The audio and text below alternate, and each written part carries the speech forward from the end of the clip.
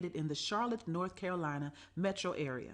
We will create delicious and one-of-a-kind treats for any occasion. Sugar Chateau is currently shipping cakes in a jar, offering a variety of different flavors in a single-serve container that can help you celebrate in accordance with social distancing.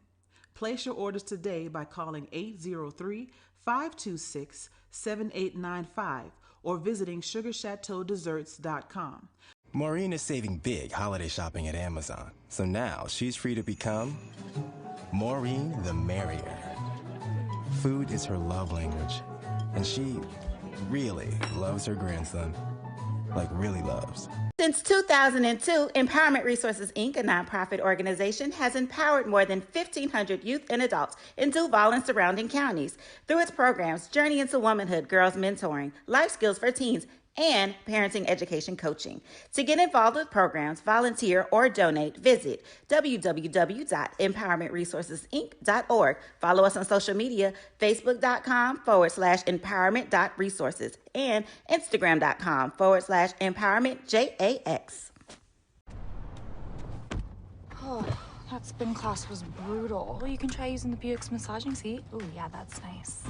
Can I use Apple CarPlay to put some music on? Sure, it's wireless. Pick something we all like. Okay, hold on. What's your Buick's Wi-Fi password? Buick Envision 2021. Oh, you should pick something stronger. That's really predictable. That's a really tight spot. Don't worry, I used to hate parallel parking. Me too. Hey. Really outdid yourself. Yes, we did. The all-new Buick Envision, an SUV built around you, all of you. This is Carlos Brown, letting you know that we're on the move. You can now catch the Carlos Brown Show beginning this July on the Black College Sports Network each and every Saturday from 11 to 1 Eastern Time. That's 10 to 12 Central Time. Same time, new place. On Facebook at the Carlos Brown Show and Black College Sports Network. Online at www.mybcsn.net and on the BCSN app available on Google Play and the Apple App Store. It's never too early to plant the seed, to share the tradition, and instill a sense of pride in your HBCU with your little ones. HBCU Pride and Joy Children's Boutique helps you share your school spirit with a wide selection of adorable kids' apparel and accessories officially licensed from your favorite HBCU. Visit hbcupridejoy.com and follow us on all social media at HBCU Pride Joy on Facebook and Twitter. Supermarket sushi, really? No. Wait, Troy, you work here? I'm never not working. Like Head & Shoulders Scalp Shield technology, up to 100% dandruff protection, even between washes. Never not working, huh? Oh, Troy, you're such a good teacher. Yeah, I know. Never not working. Never not working. Never ever not working. Are you serious? Never not working. Dandruff protection that's never not working. Head & Shoulders Scalp Shield technology. Thank you guys for what you do for HBCU athletics. This is a fantastic avenue for all of us. This is our ESPN, so we love what you guys do. Bryan, AD, Roy, all you guys at BCSN. We really appreciate what it is that you guys do for us.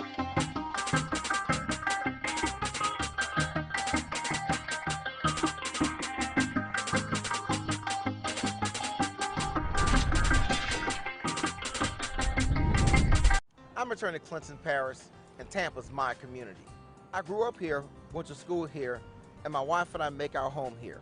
What makes Tampa special are its people.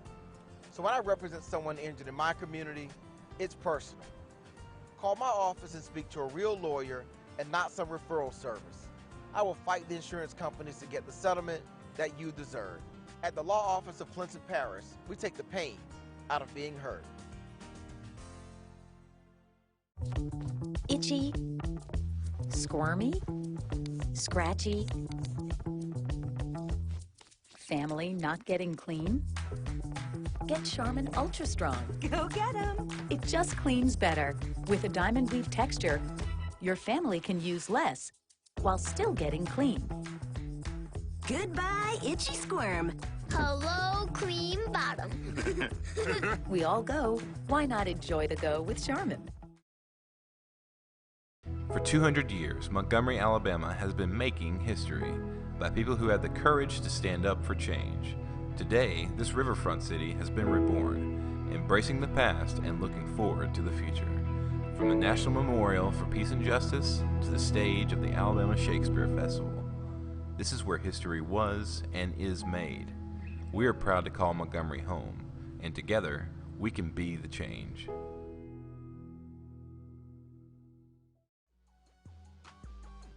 This is the Dean of the College of HBCU Sports, Kenyatta Cavill of Dr. Cavill's Inside the HBCU Sports Lab with Mike Washington and Charles Bishop.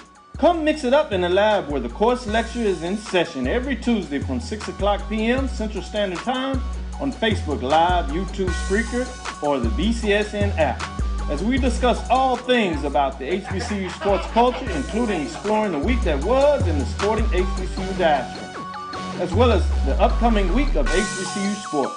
With me, the Dean, the College of HBCU Sports, on Dr. Cavill's Inside the HBCU Sports Lab with Mike Washington and Charles Bishop. Course lecture dismissed. Nope. Nope. Come on, him? Ooh, I like him.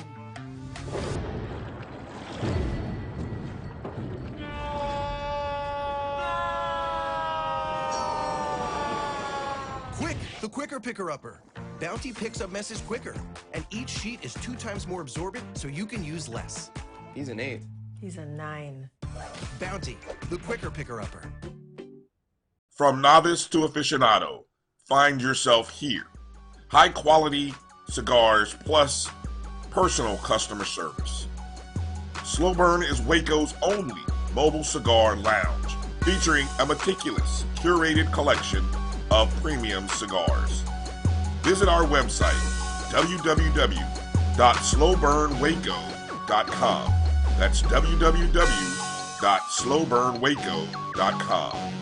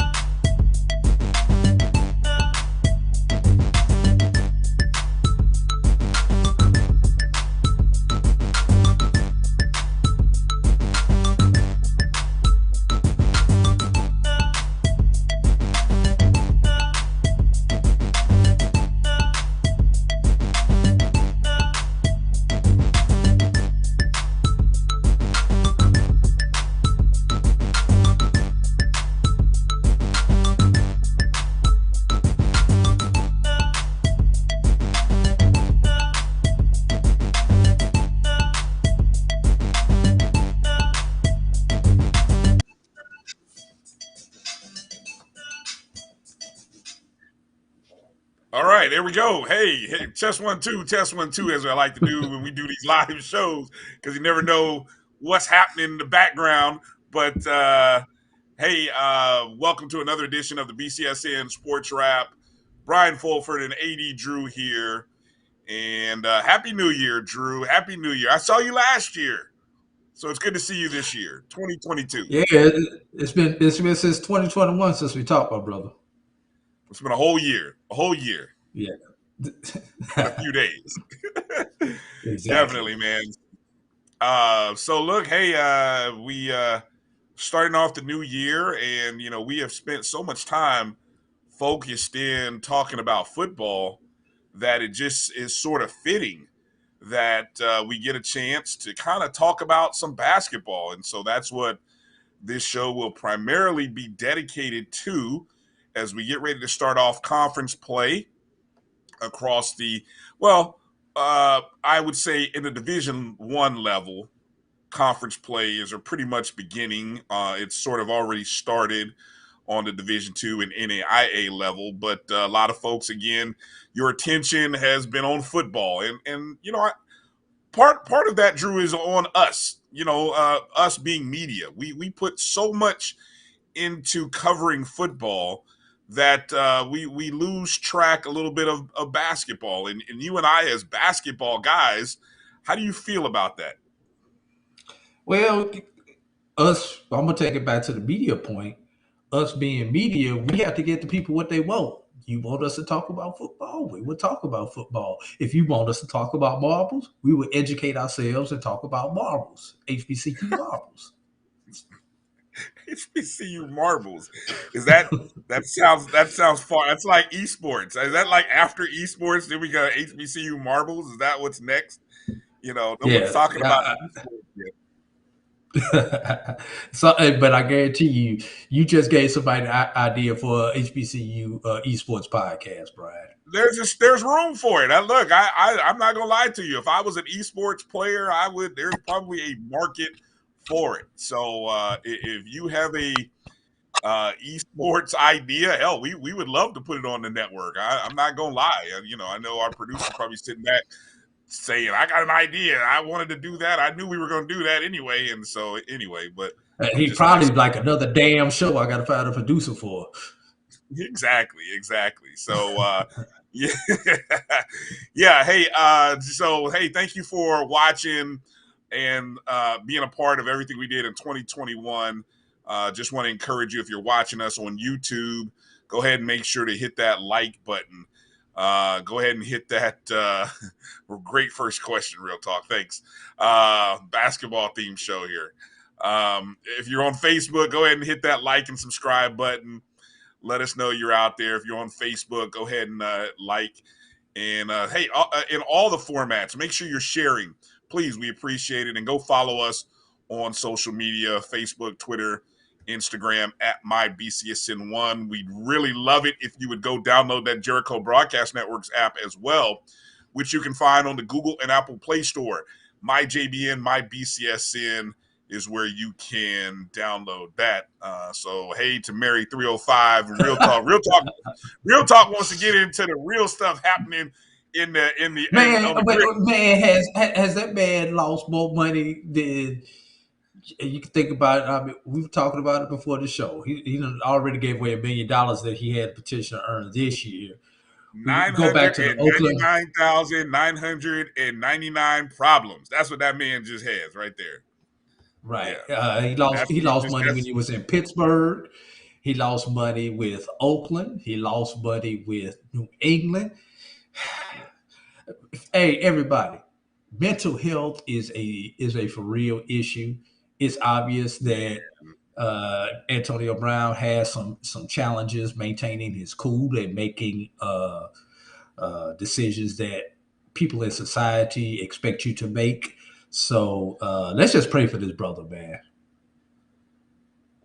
All right, we can pray for him, but I'm just not ready to put everything onto mental health. That's like saying your diabetes is because of sugar. No, damn it, that might be your DNA. I'm just saying. I'm not a doctor, so let me get out of this conversation because there are doctors and people more qualified that I'm sure will chime in. I'm not in it. I'm not that guy. So I'm just saying everything ain't mental health. Sometimes, Can we have one before we get into basketball? Can we have one other non-HBCU debate, Brian? Oh, sure. And this comes on the heels of John Madden passing. And I mentioned it last week. What do you think had the most impact on pop culture and society? Madden football, the video game, or the Jordan sneaker brand that has spawned from sneakers into clothes into other things? Ooh, That's a tough one, man. That's a tough one. I would I, I would tend to think Madden, and I say that because Madden is more affordable. As crazy as it sounds, it's more affordable to get a $59.99 game. Yes, I know the gaming system may cost $100 or $200, but that lasts a Where lot you longer. find the gaming system at for $200? Well, I'm just saying when it did used to cost $100, $200 back in the Yeah, early days. they about $500 now. Well, but that's how you got. Well, yes, if you first got hooked on gaming systems, yes, there may be a couple $100, and the games cost you about 45 to $55. Still a lot cheaper than those Air Jordans. Which, by the way, I look at my own self. I have way more Madden games than I do Air Jordans. Now, that's just my budget. I don't know how everybody else spends their money, but if I'm just basing it off me, I'm willing to bet that. Put it like this: I think there are guys who are coaching in the NFL clearly with a background in Madden skills, more so than there are guys playing in the NBA because of the sneakers that they bought. How about that? That's an I'm interesting just saying. take. You know, It's not mine. I I did can't take all I credit did for it. own my Somebody else. I did own my first Madden game before I ever owned my first pair of Jordans. I will say Me that. too. Me too. That's Yes. what that's where I'm saying. That's why I'm saying. Yeah. You know, I bet there are a lot of people back that in would. Tallahassee, we would have Madden tournaments and stuff like that, and it's just amazing. Who But didn't play Madden as for money? Who didn't play Madden for money in college? Get out of here. Everybody played $5 games. Hey, I'm gonna tell you what. I got a roommate. I had a roommate who was so upset that I beat him in Madden that he literally broke his game.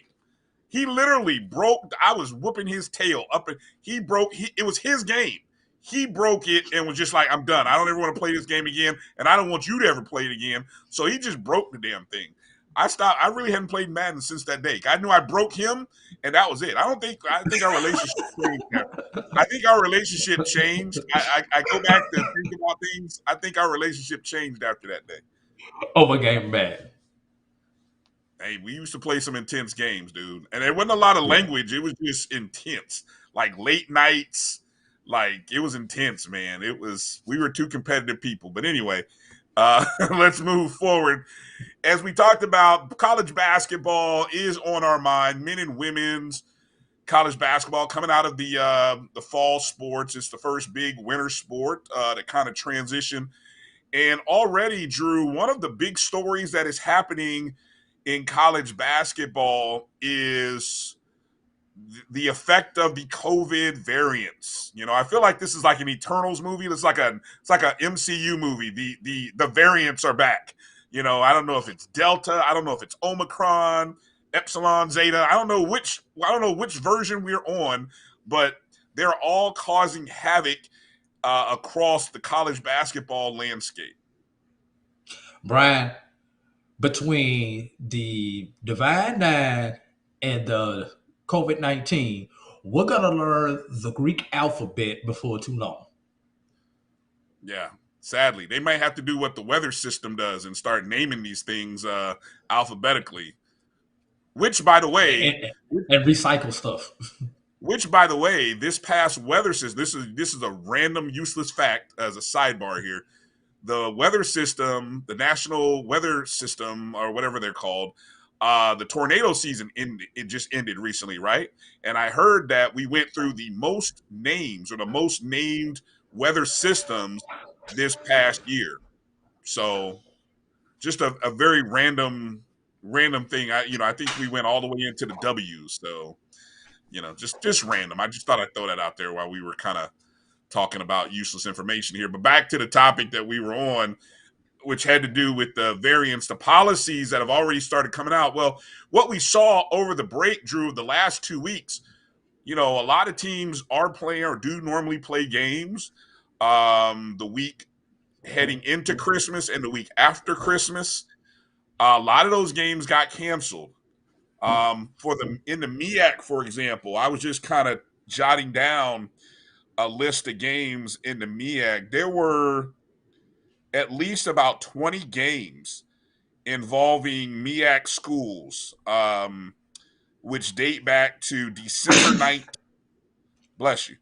Which date back to December 19th, rolling all the way into what would have been today. I mean, there would have been a game today between South Carolina State men and Greensboro that got canceled. But, there are schools that have lost anywhere from 2 to 4 games off their schedule at the end of 2021. Same happened in the SWAC. Quite a few games that were canceled in the SWAC, and On the it lower makes an levels, we've impact. had it happen also. We've had it happen Yeah, on the SIAC, CIAA, and in the NAIA level. right. And it's all right before conference play starts or restarts. Again, a lot of the conferences, especially in the SWAC and MEAC, are starting up this upcoming week. The SIAC and CIAA may have already played a game or two of conferences, but I know, they're going into conference games. The NAIA has already played a few conference games amongst each other already, but that is one of the major, and it just makes me wonder now what's going to happen. And let's sort of transition from that into some of these policies which have recently come out, because the SWAC in particular came out with new protocols. Now, this came out back on December 30th. Updated COVID-19 operational protocols for both men and women. Now, I read this and I felt this was a bit harsh, but you tell me what you hear here, Drew. So the rules basically said if an institution has a minimum of 7 available student athletes and 1 countable coach, it must participate in the scheduled contest. Again, that's any 7 student athletes and 1 coach, even if that's the 3rd assistant. They must participate in the contest.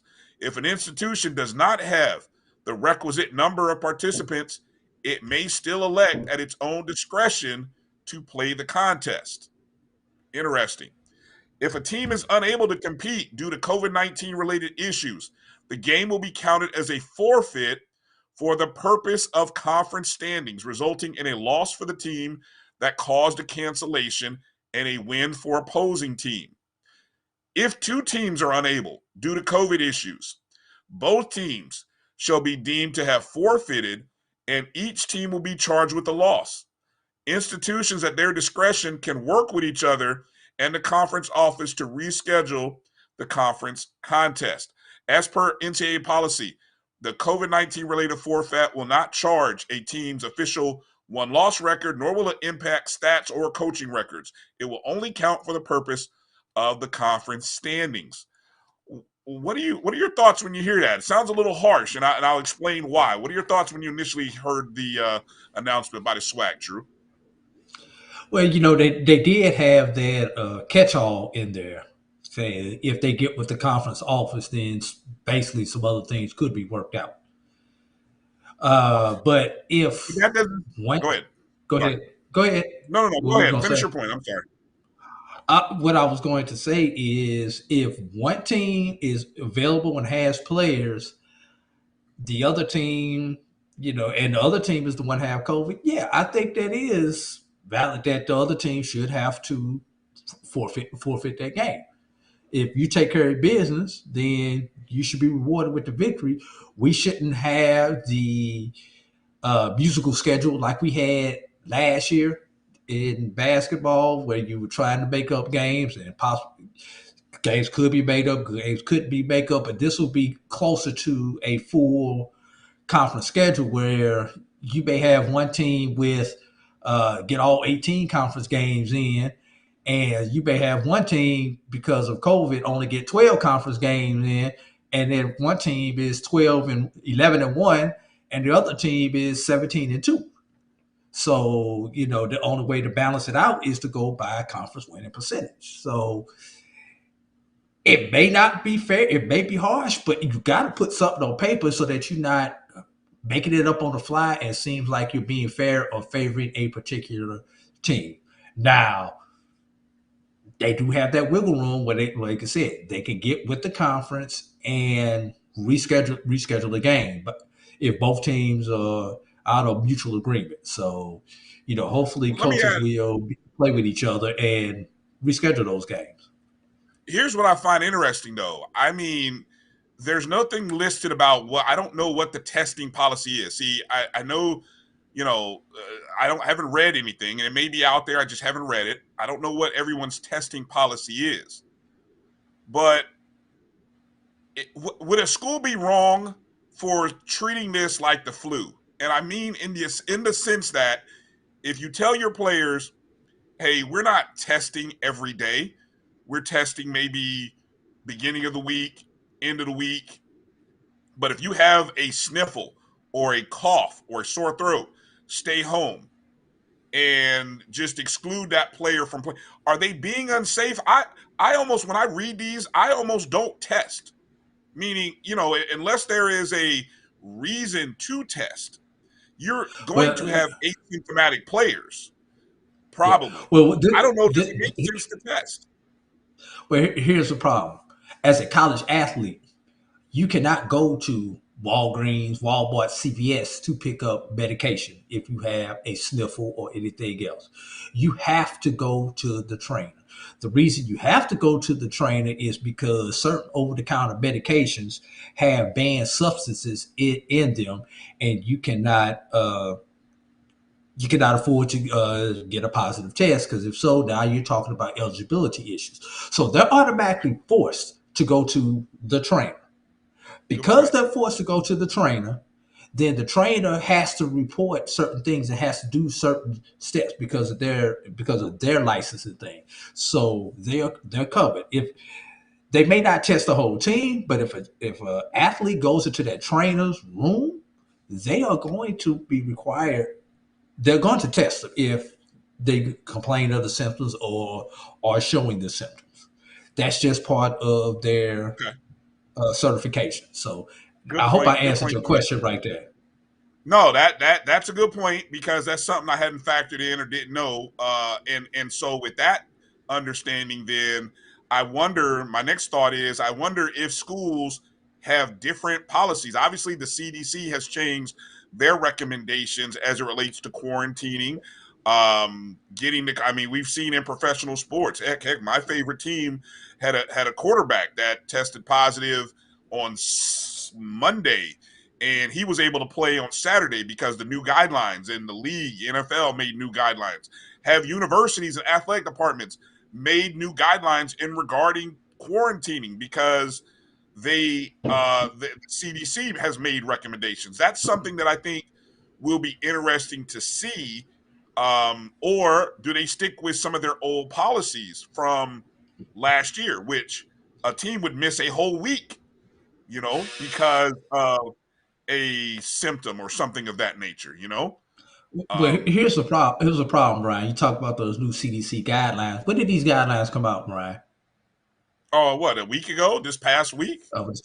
Exactly. And where are most of the decision makers at most of these universities at right now? What, coming? They've been on break. They've been on break. So we don't know what the new policies are, Brian, because most of your decision makers are not on their respective campuses. So you probably won't know anything policy wise until the end of this upcoming week. So they haven't had time to get together, talk with the university doctors, talk with legal, uh, training staff, outside professionals, consultants, and things like that to even see if they need to adjust their policy, and if so, how do they make that adjustment? So, yeah, there probably will be some changes in policies, and then what is the local policy in comparison to some of the other schools? Because the policy at a Mississippi Valley may be drastically different than the policy at a Texas Southern, just because of local ordinances. So those are the type of things that you have to factor into all of that, Brian. You mentioned to me that we were talking about which conferences have policies. We noted that the SIAC has a very similar policy that just came out. in regard to cancellation, which almost mirrors what the SWAC did. We have not seen anything. We couldn't find anything on the CIAA or MEAC website as of our broadcast tonight. Didn't see anything on it. I was checking a few other conferences. I didn't see anything. I did find something from the Big South Conference, which the Big South, well, you have North Carolina A&T and Hampton. Theirs was a little different than the SWAC in that their first, you notice the first thing that the SWAC talked about was the fact that they had, set, if you had a certain number of players and coaches, you had to play the game. And that if you don't have it, it's a forfeit, right? That seemed to be the strong emphasis. Whereas the Big South, their instant, one of their policies initially, they talk about if you have a COVID-related issue, the schools have 72 hours to reschedule. Okay, if they can't reschedule, it turns into a no contest. Okay, now there is a caveat in which the commissioner can call for a forfeit of the game if it is determined that one team didn't make every effort to reschedule. I found that pretty interesting from the Big South. A big difference there in the fact that they seem to put an emphasis on trying to reschedule, and they don't really penalize anybody. They're not if we try to reschedule, if we both make every honest effort to reschedule and it just doesn't happen, then it's ruled a no contest. There's no forfeit, there's no loss. So it just becomes a no contest. I thought that was pretty interesting, which is why I kind of felt the SWAC policy was a little strong, but it is what it is. I mean, that's their policy, and basically, I guess what they're sending a strong statement to their schools and saying that maybe I heard this from Charles Edmond on Carlos Brown's show yesterday. The wiggle, there's very little wiggle room for rescheduling games because the SWAC runs a Saturday, Monday. They run a Saturday, Monday, and there are multiple times where you will see a Thursday game sprinkled in there. Right, and so given the distances from the schools, it may be hard or very challenging to reschedule.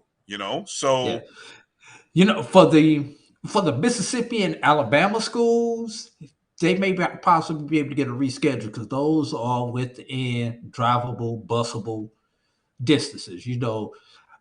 Jackson, Alabama State, you can reschedule that game. That's a very drivable distance, 3+ hours right there. Of course, Alabama State, Alabama A&M, Mississippi Valley, even Alcorn. But once you get outside of that, those schools can work things out. Those 5 schools right there. If you're a Texas school playing one of these Florida schools, or if you're anybody outside of Alabama State playing one of these 2 Florida schools, it's going to be tough because you just can't hop on the bus and go down to Tallahassee.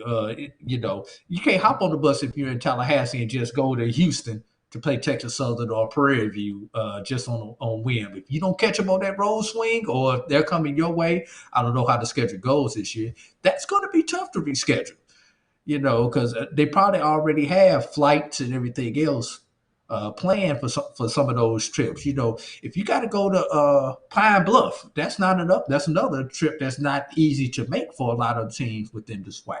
So I understand it. It makes sense. And let's think about this, Brian. What happens when you get out there on the road and most of your road games are played in twos? You got a travel partner. What happens if it's game 1 of your road swing that gets canceled because of COVID, but you're already on the road when you find out that it's canceled? Well, how about this? Just think about that from a logistical point, a logistical nightmare. If it's game 2, it's easy. You just go ahead to the house. But if it's game 1 and you're already on the road, you've got to sit up in a hotel for a couple of days. You can't go to that campus to practice, even the game is canceled because you may not be able to get to the gym because of COVID issues or whatever. So now you got to see if you can find a local high school to go practice in, and et cetera, et cetera. It becomes a logistical challenge. And having been on the road as a coach and having had to deal with some of these logistical challenges before, it becomes tough. You hope that you got a old buddy coaching somewhere at a high school or something like that you just call up and, hey, I need to get in your gym at some point in time. But you can't get in the gym during the day because they got regular school going on. Well, let me give you. Well, already, Prairie View A&M is already facing that type of challenge. Not quite fully to the scenario you put out there, but the first game of the season from the SWAC has already been canceled due to COVID-19 protocols, and that was the game that was scheduled for Monday between Prairie View at Grambling. That was scheduled to begin. That was a game scheduled for Monday, and that game has been canceled due to COVID-19 protocols with the Prairie View A&M program. Okay, now that's a team that Prairie View is 0-10. Surprisingly, that's a team that many people had favored along with Texas Southern to win the SWAC, and they're off to an 0-10 start, and they've already had some games canceled, and now here they're facing their own cancellation of their season opener at Grambling due to COVID-19 protocols. The game scheduled between Alcorn State and Jackson State that was scheduled to play on Monday, that game has been rescheduled to Wednesday. But that's an easy game to reschedule. Right, because both of those teams didn't have those a distances. game Wednesday. But Prairie View is scheduled to travel to Southern on Wednesday, January 5th at 7:30. Grambling is scheduled to host Texas Southern. So, again, for Grambling, they lose a home game. But for Prairie View, what happens to that Wednesday game at Southern? Will they have enough players to travel to Southern for that contest? So that's a scenario affecting the men. Now, on the women's side, they're also dealing with issues. Okay, again, different teams in the women's SWAC. Alabama State and Mississippi Valley State's game that was scheduled for Monday has been canceled due to COVID-19 protocols with the Mississippi Valley State program. Okay, and so once again, that affects Mississippi Valley State. I was just looking up to try to see if that was a home game or not for who was at home there.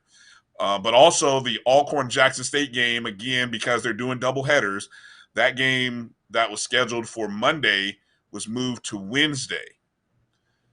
And so I want to take a quick peek here at the women's schedule to kind of see.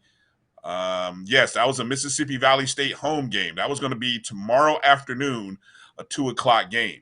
So Alabama State, instead of traveling to Mississippi Valley State, Alabama State will, they'll head off to Arkansas Pine Bluff, and that's the women's matchup. I'm sure the men's game, I think the men's game is still scheduled to play, at 4:00.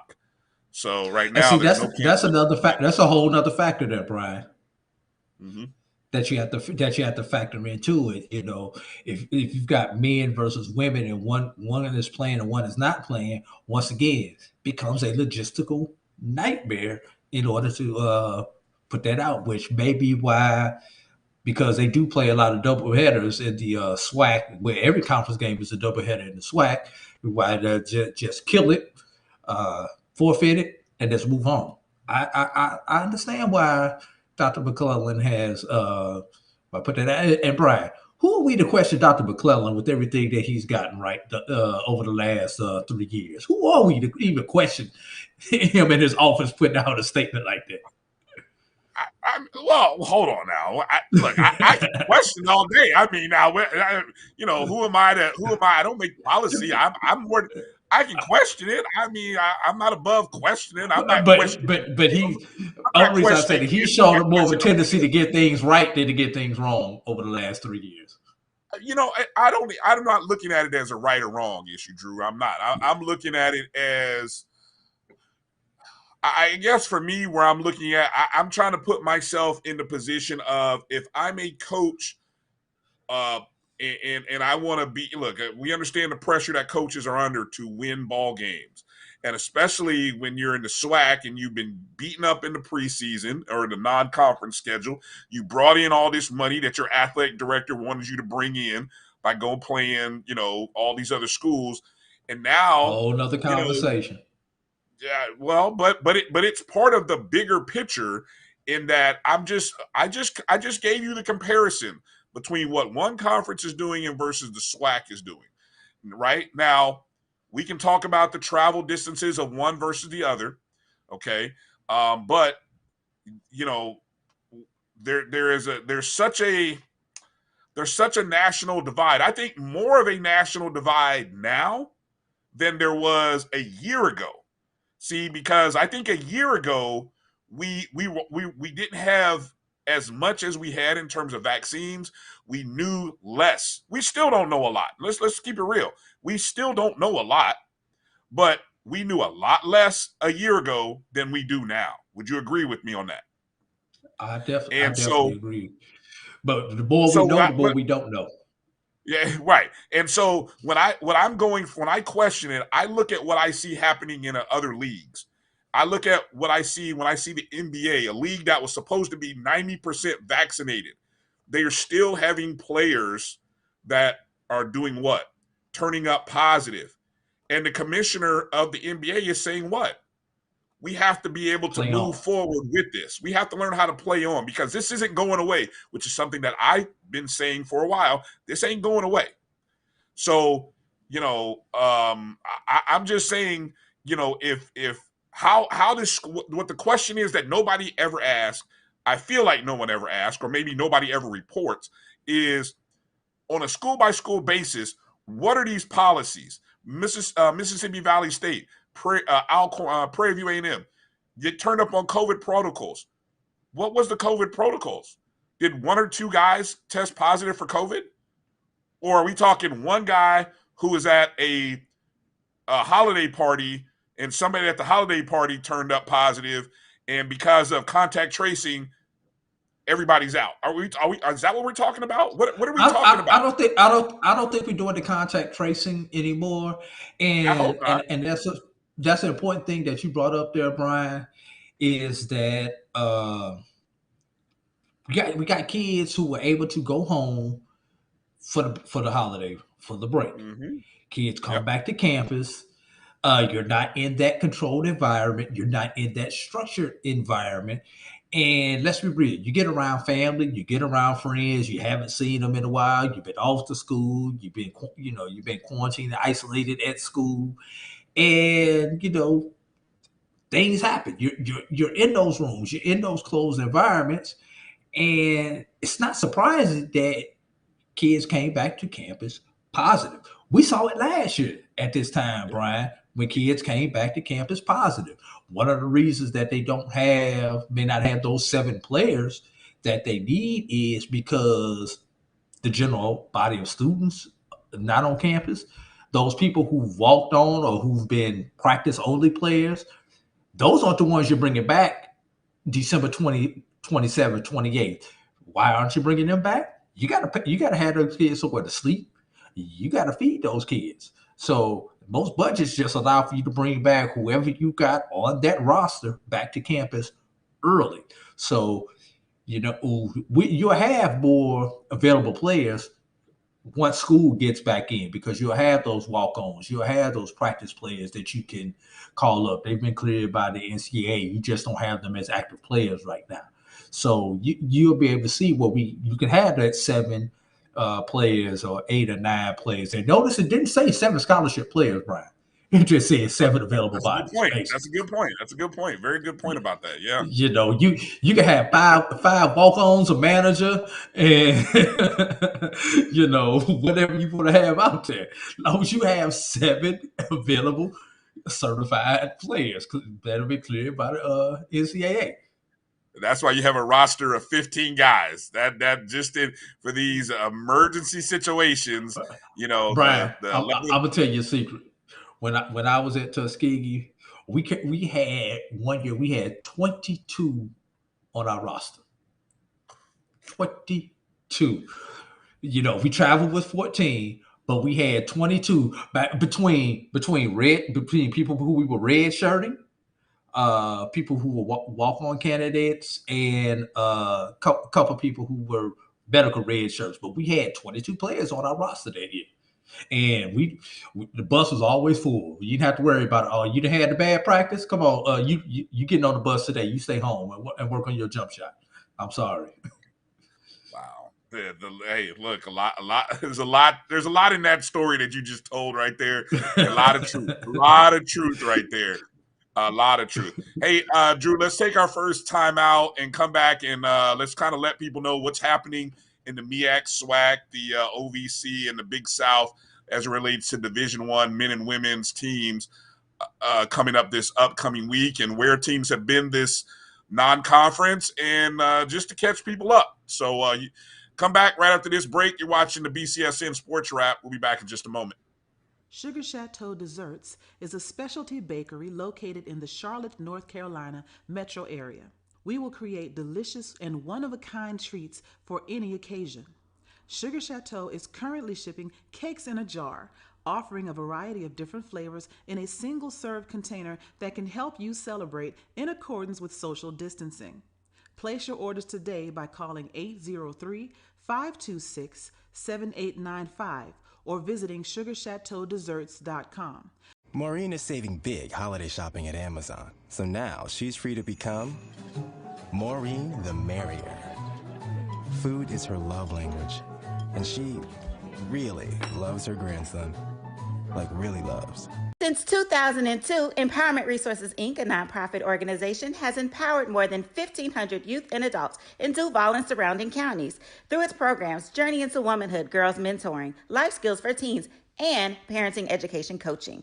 To get involved with programs, volunteer, or donate, visit www.empowermentresourcesinc.org. Follow us on social media, facebook.com/empowerment.resources and instagram.com/empowermentJAX.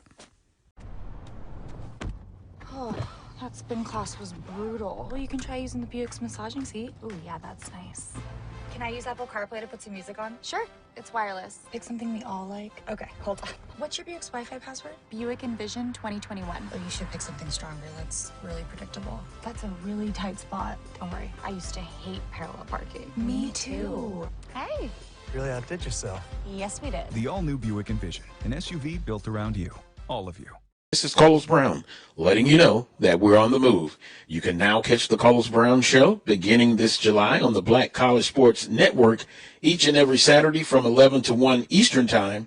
That's 10 to 12 Central Time. Same time, new place. On Facebook at the Carlos Brown Show and Black College Sports Network. Online at www.mybcsn.net and on the BCSN app available on Google Play and the Apple App Store.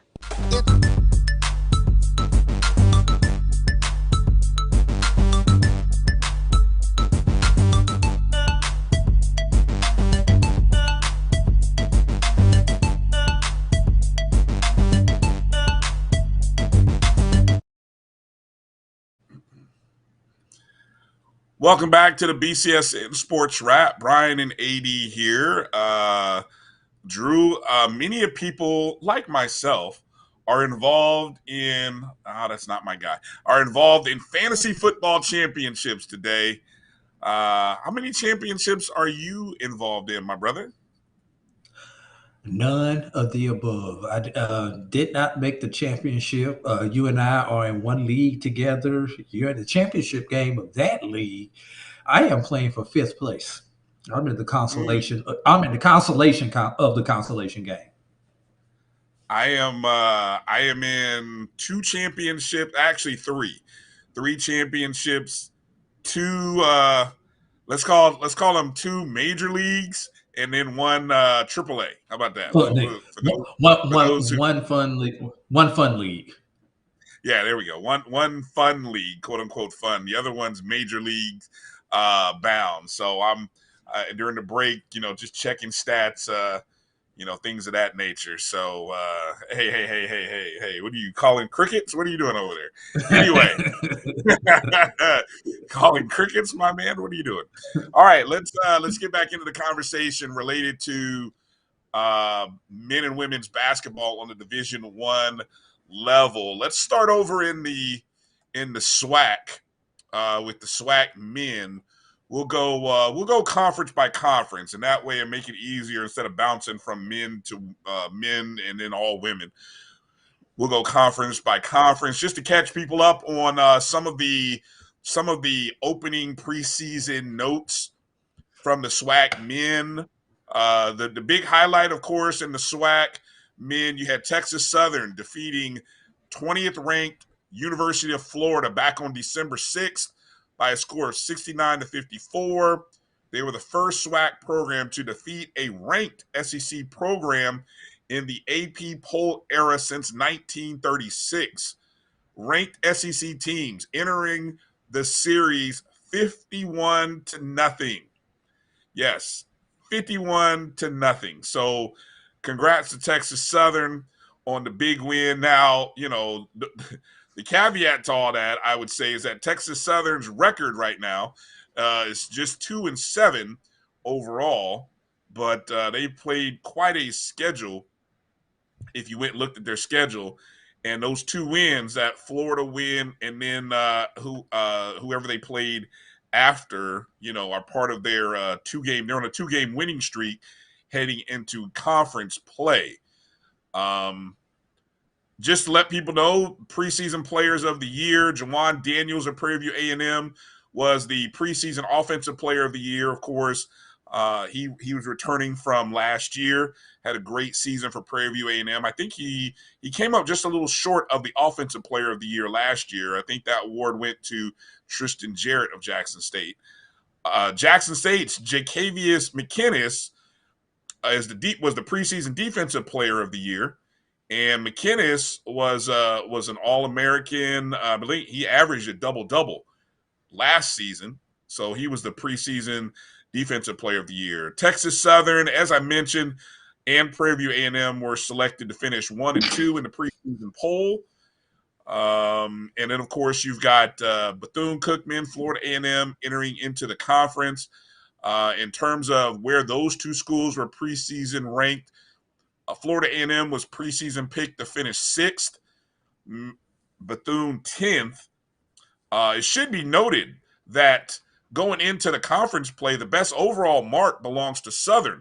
Southern University with a record right now of 6-7. Head coach Sean Woods, who we went to the same high school back in Indianapolis, Indiana. Just like to mention that. Southern actually got one first place vote in the preseason predicted order of finish, along with Alabama A&M. So interesting that, the majority of folks were on Texas Southern and Prairie View, but then you had these two outliers, Southern and Alabama A&M.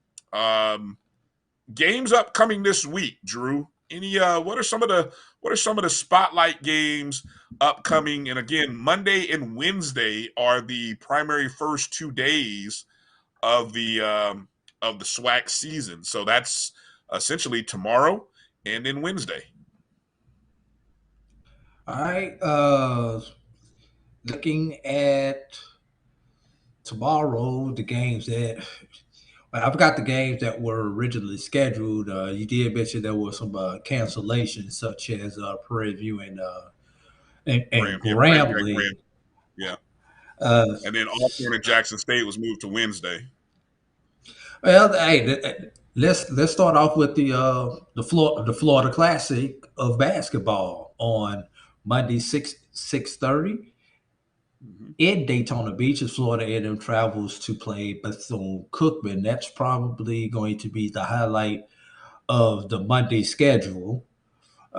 Texas Southern No, and Southern that's at the highlight. 7:30 That's the highlight. That's the is highlight of going the to be the schedule. highlight also. You Yeah. know, let's see. Moving over to Wednesday's action. Got Alcorn scheduled to play Jackson State. That's a TBA game. Don't know what's going to happen with that with Alcorn with the COVID issues. Prairie View and Southern Let me traditionally hold would on. be a Let me good correct. game. Hold on. Stop. Let me correct you on something. Alcorn does not have any listed COVID related issues. That I'm was sorry, that was Prairie Grambling. View. Prairie Okay. View, who had the COVID related issues. There was no explanation given as to why Alcorn and Jackson State But was moved to Wednesday. Alcorn did not play its game on, it was either Thursday or Friday at Minnesota, apparently due to some lingering COVID issues within the Alcorn program. So let's note that also. So that might be why this game is a TBA game right there. Alcorn apparently is overcoming some COVID issues. So looking at some other games. Wednesday, Prairie View Southern. If that game goes off, that should be a good game on Wednesday. And moving on to Saturday's action, just is kind of glancing down the schedule. Jackson State, Alabama State will be probably the highlight of the schedule for Saturday on the men's side. All right. I don't show any listing as to whether those games are on ESPN Plus. The schedule did not show that those games were because usually they have them listed on. Let's see. Let me go back and look. The Bethune game is on video. I'm assuming that's on their site. I do not see any games that are on ESPN, but if you go to each school's individual website, there will be some of those games will be on their individual website. One other thing I wanted to bring up, Brian, take a look at some of the stats on the men's side. Southern is the only team that is averaging 70 points a game on offense at 72.0. Jackson State is the only team that is not giving up at least 70 points per game at 69.9 on defensively. Texas Southern is right there on that Mendoza line of 70, giving up exactly 70.0 points per game. So just one thing I want to bring out with some team stats right there.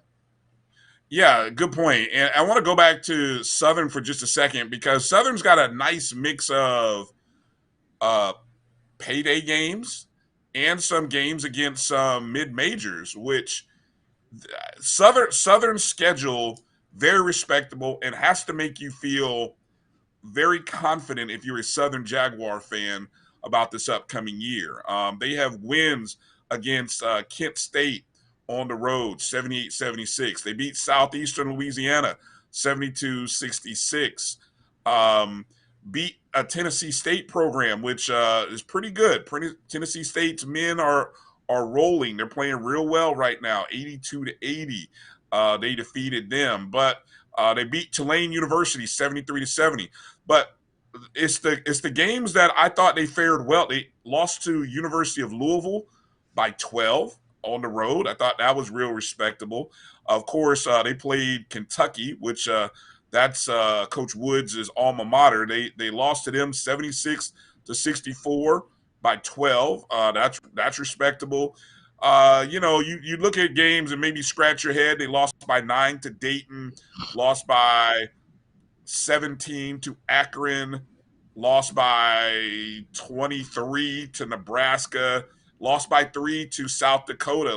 So I mean, there's a few head scratchers in there, but all in all, to come out of your non-conference schedule, and if I'm not mistaken, I only see Lindsey Wilson College in Kentucky. That's the only NAIA school that I see. I don't know about Ecclesia College. They beat them 109-53. Something tells me they may not be that may not be a D1 team, but for the most part, you got a quality non-conference record and you played some good teams. And so now when you get ready to go into conference play, which that makes you feel good. It's got to make you feel good. I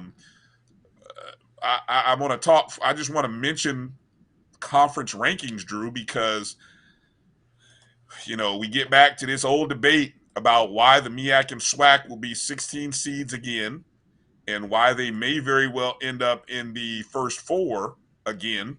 It's because as of today, and I'm looking at a site that ranks the conference rankings, their net. The MEAC is ranked 31st. The SWAC is ranked 32nd. The fewest Out number of of wins, 32 teams. okay, I just need you to clarify that. Yeah, out of 32 teams, the MEAC is 31. MEAC teams have a 22-64 record. That's 25% win percentage. And the SWAC is 32.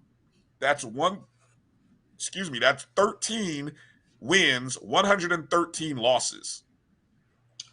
That's about What does 10% that? win percentage. Okay, what does that equate to? So Brian, you got that pulled up. I do. Just give me the bottom 6 teams. So the 4 teams above us, and then the numbers. You mean The conferences? 2 HBCU. Yeah, the 4 conferences above the HBCU conferences. Okay. You have Northeast Conference, the NEC, 30th. The Southland Conference at 29. The Patriot League at 28. The Horizon League at 27. And I'll just mention the Big South because we have Hampton and North Carolina A&T at 26. And then you have the Ohio Valley, which houses Tennessee State, all the way up at 21. Okay, so for those previous 6 conferences that you mentioned, 4 of those will be in Dayton on that Tuesday and Wednesday prior to the tournament. And the other 2 that are not in Dayton will be the other 2 number 16 seeds, just to put it in perspective. Yeah. You look at the win percent, and so, the highest rated team, the net rating, the conference leader in the SWAC is Texas Southern with a net rating of 160. And with a Howard 2-7 record.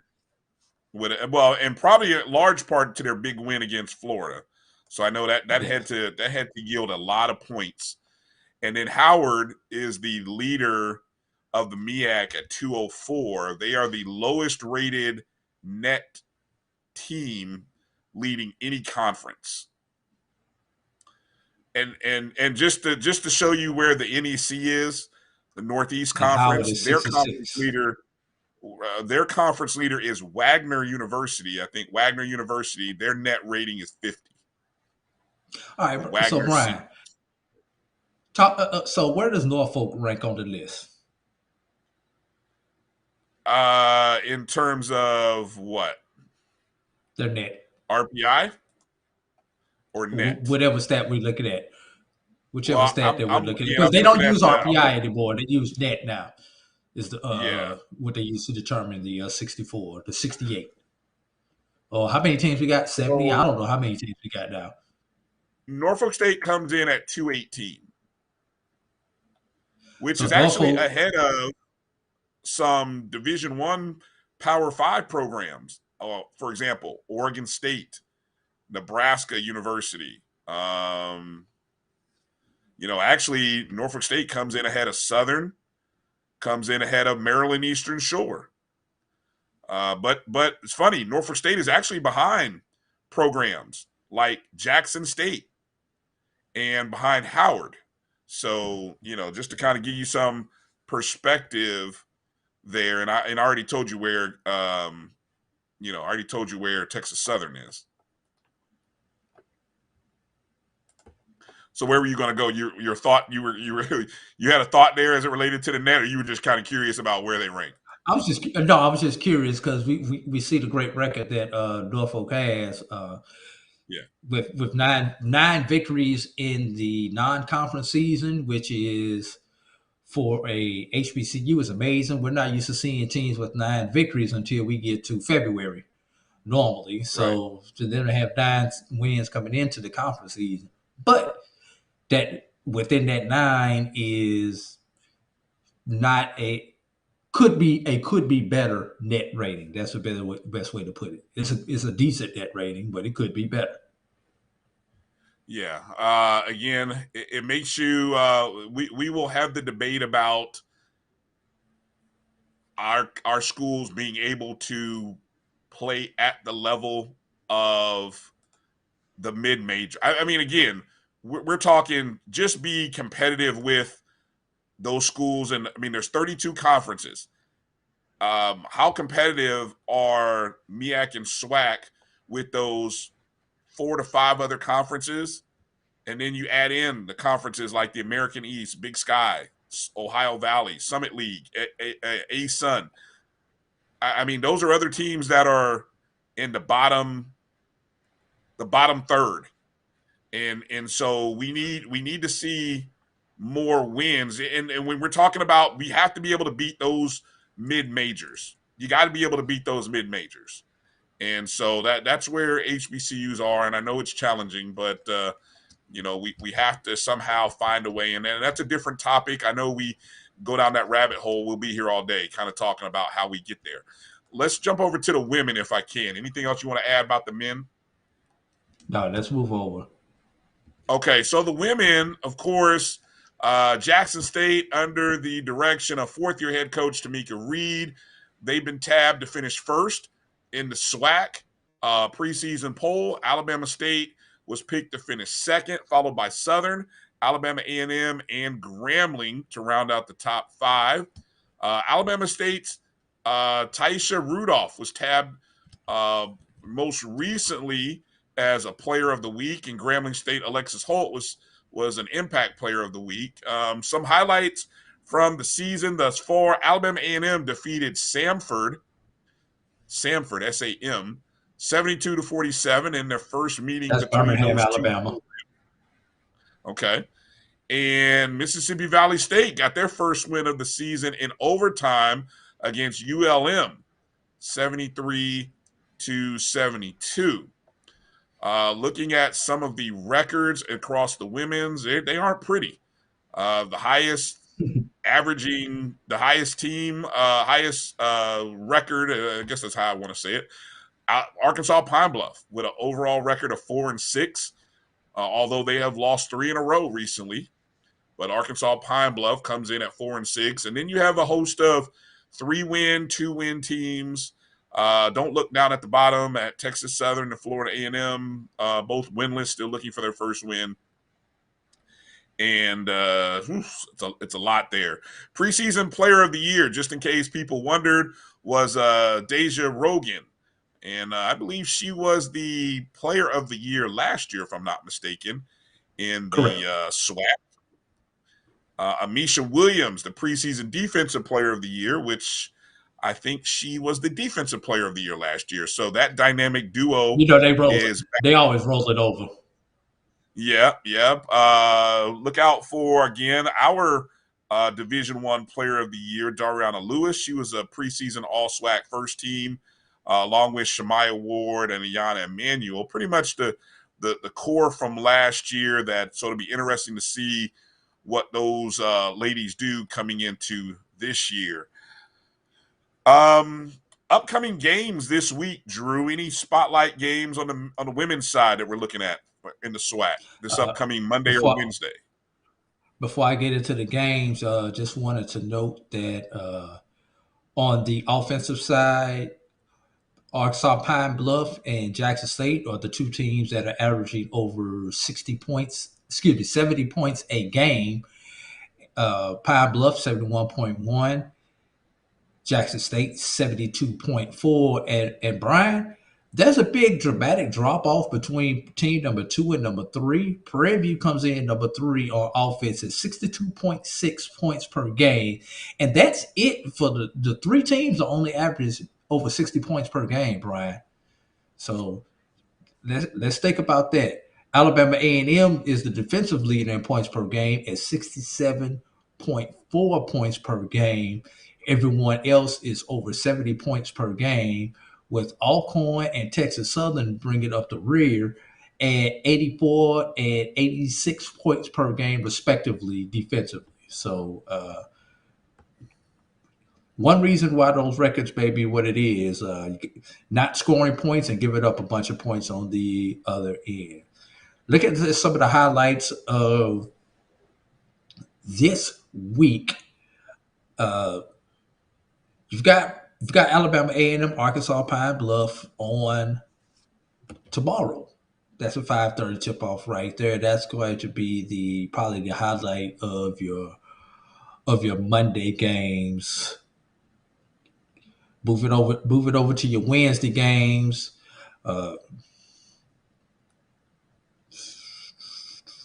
Prairie View Southern ought to be a decent game right there. Alabama A&M, Mississippi Valley State on Wednesday. Those are 5:30 tips.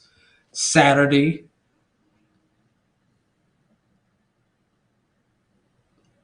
Jackson State, Alabama State, right? 2 o'clock. There we go. Montgomery, Alabama. That's going to Circle remember that calendar. game. Yeah, circle your calendar for that. Remember, that was the game of the year. That was Alabama State's only loss last year was to Jackson State, if I remember that correctly. And vice versa. That was no. Let me rephrase that. Alabama State opened up the season and defeated Jackson State last year, and then that wound up being Jackson State's only loss in the conference last year. So circle that one on the Saturday. So that's going to be a good matchup right there. That's going to be the highlight of Saturday, and looks like that game's going to be on the Alabama State Hornets Network, 2 o'clock Eastern Time Saturday, Montgomery, Alabama. That's a YouTube. You can catch that on YouTube, I think, or on their website. Yeah. Roy was just hitting me up and letting me know there's only 4 games right now scheduled as part of the ESPN package. So not a lot of games on. They made their money off of football. Yeah, they made their money off of football. You don't see a lot of schools are going to have to tighten up and really, get their broadcast feeds put together. There's missed opportunities. I mean, there's people who, and especially, look, I'm going to say it. God forbid, but hopefully you have a lot of fans going to these games. But if this thing continues the way it's going, am I going to be shocked if a school says we're not letting fans in attendance? I wouldn't be shocked. I mean, I've seen crazier stuff happen. We are available at the Black College Sports Network for your viewing pleasure. All schools, please contact us. Hit us up at BCSN1. Let me go to Conference Net here just for the SWAC. The SWAC is rated as the lowest in women's basketball, 32 of 32, with a record of 12-94. Jackson State, though, has a good net rating at 99. So, I mean, Jackson State is actually in a good position. The problem is their conference doesn't help them out. So, Jackson State, net rating will only go down throughout the conference season. Yeah, exactly. In the MEAC is actually 30th, with the Southland Conference sitting between the MEAC and SWAC, with Morgan State at a rating of 195. Let me find it. The Big South, which houses A&T and Hampton, is 28th. And Ohio Valley, we'll talk about Tennessee State here in just a second, 17th overall. So, good spot to be in for those schools.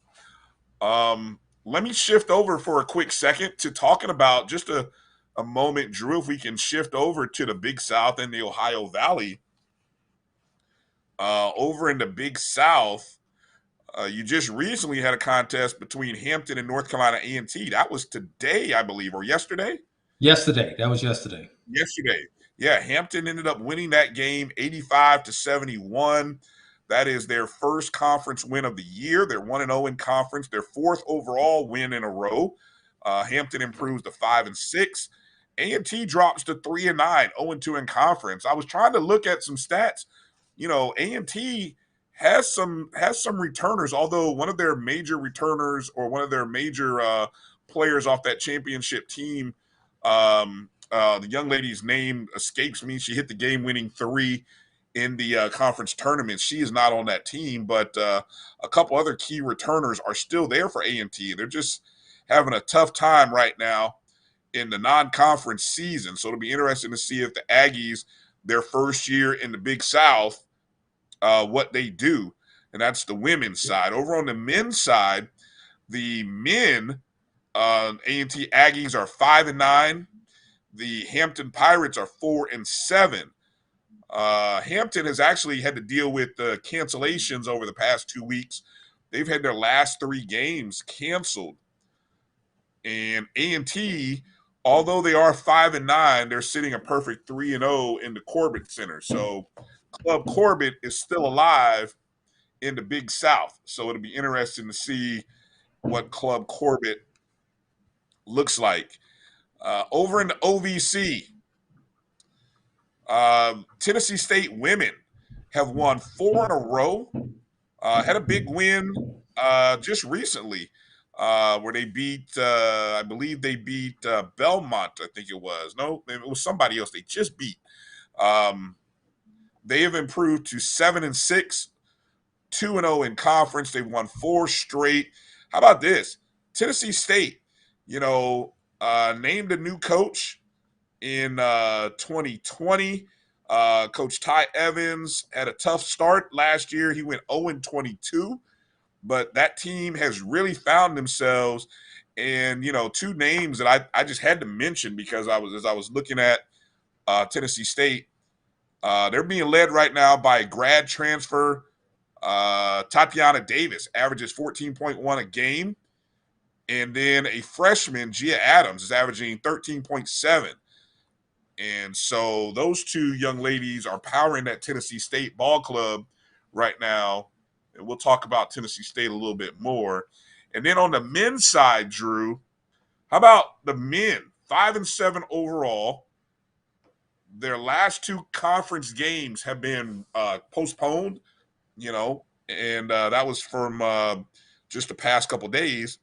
But it should be noted, ever since the Millers left town, Tennessee State has won 4 of their last 5 games. That only loss was by 2 points in overtime to South Carolina State.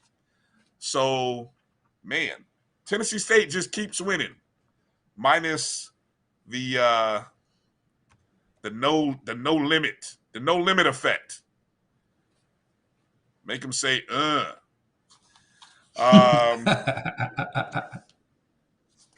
Let's jump over to the MEAC real quick here, if we can, just to set the table a little bit. A couple things that I see in the MEAC, Drew, and of course, with only 8 teams playing in the MEAC, everybody plays each other 2 times.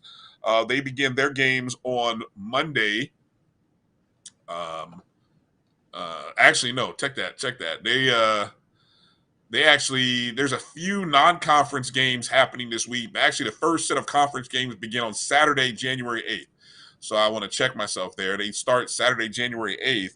But again, the MEAC has been ravaged by cancellations all across, let me see. I saw somebody had lost 4 games in a row. Yeah. South Carolina, nope, let me see.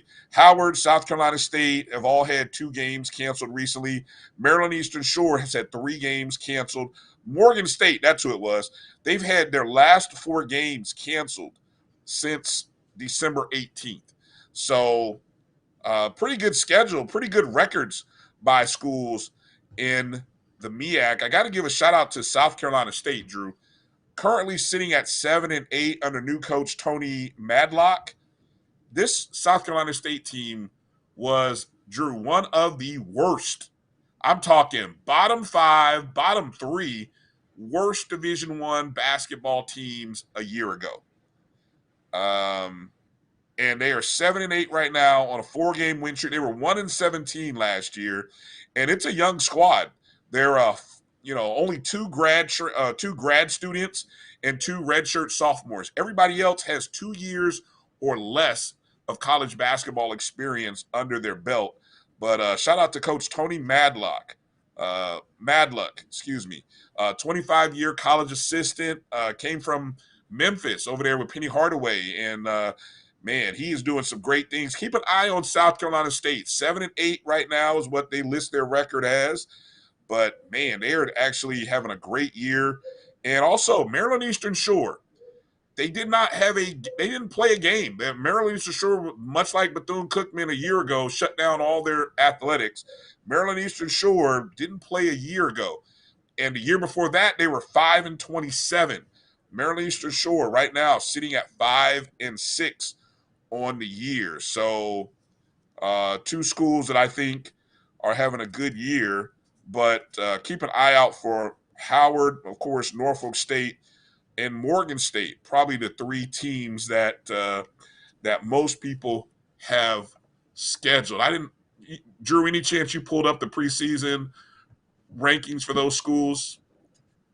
No, If I not, did I'll just not. I was looking at some of the stats for these schools, Okay, and go ahead with some of the stats, and I'll see if I can find the rankings. So go ahead with what you were going to add to the MEAC men or some of the other stuff, Big South OVC. whereas the SWAC cannot put the ball in the bucket. In the MEAC, they are running and gunning with 6 of the 8 men's teams in the MEAC averaging over 70 points per game. So because of that, I'm going to give you the 2 teams that are not averaging 70 points per game, Brian. And that is Coppin State at 65-3 and Delaware State at 61-7. Howard leads the way at 79-6 per game. Defensively, Norfolk leads the way 63-5 a game, Maryland Eastern Shore 64-8, and North Carolina Central at 69-1. Scoring margin, kind of important if you're going to have a winning record. Norfolk leads the way with a 10.5 scoring margin. Howard is number 2 with a 9.4. Maryland Eastern Shore 5.8. North Carolina Central at 3.6. Everyone else is in the negative when it comes to team scoring margin there, Brian. All right.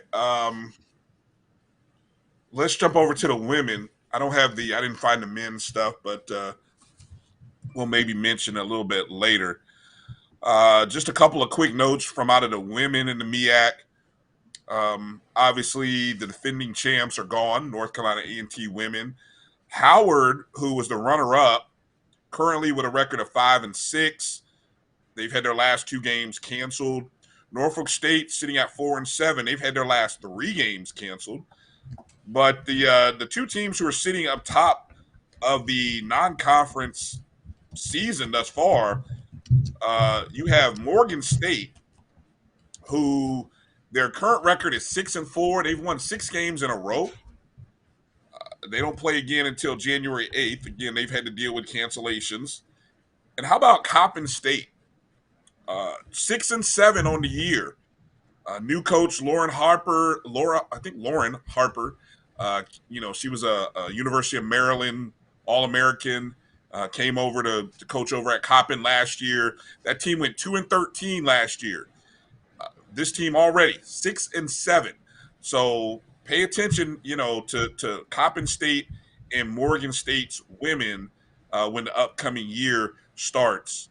Maryland Eastern Shore also with 4-8, but after that, you've got Del State, South Carolina State, both winless, and then North Carolina Central only has 1 game under their belt. So not pretty, but there definitely is some schools having a good start to the year thus far. And then again, like you said, conference schedule starts up on Saturday, January 8th in the MEAC. Let's take a break. When we come back, we'll talk a little bit about Division II, the CIAA and the SIAC after these words. You're watching the BCSN Sports Wrap. We'll be back in just a moment. It's never too early to plant the seed, to share the tradition, and instill a sense of pride in your HBCU with your little ones. HBCU Pride and Joy Children's Boutique helps you share your school spirit with a wide selection of adorable kids apparel and accessories officially licensed from your favorite HBCU. Visit hbcupridejoy.com and follow us on all social media at HBCU Pride Joy on Facebook and Twitter. Supermarket sushi, really? No. Wait, Troy, you work here? I'm never not working. Like Head & Shoulders Scalp Shield technology, up to 100% dandruff protection, even between washes. Never not working, huh? Oh, Troy, you're such a good teacher. Yeah, I know. Never not working. Never not working. Never ever not working. Are you serious? Never not working.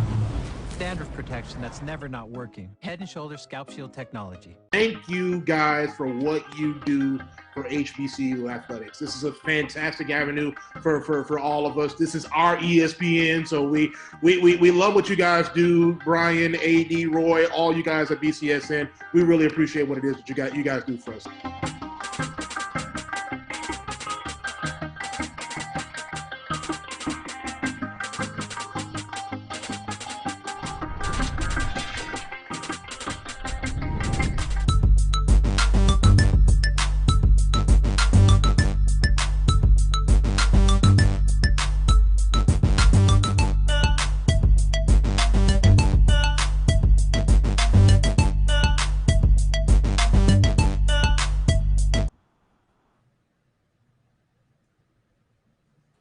All right, welcome back to the BCSN Sports Wrap. Bryan and AD here.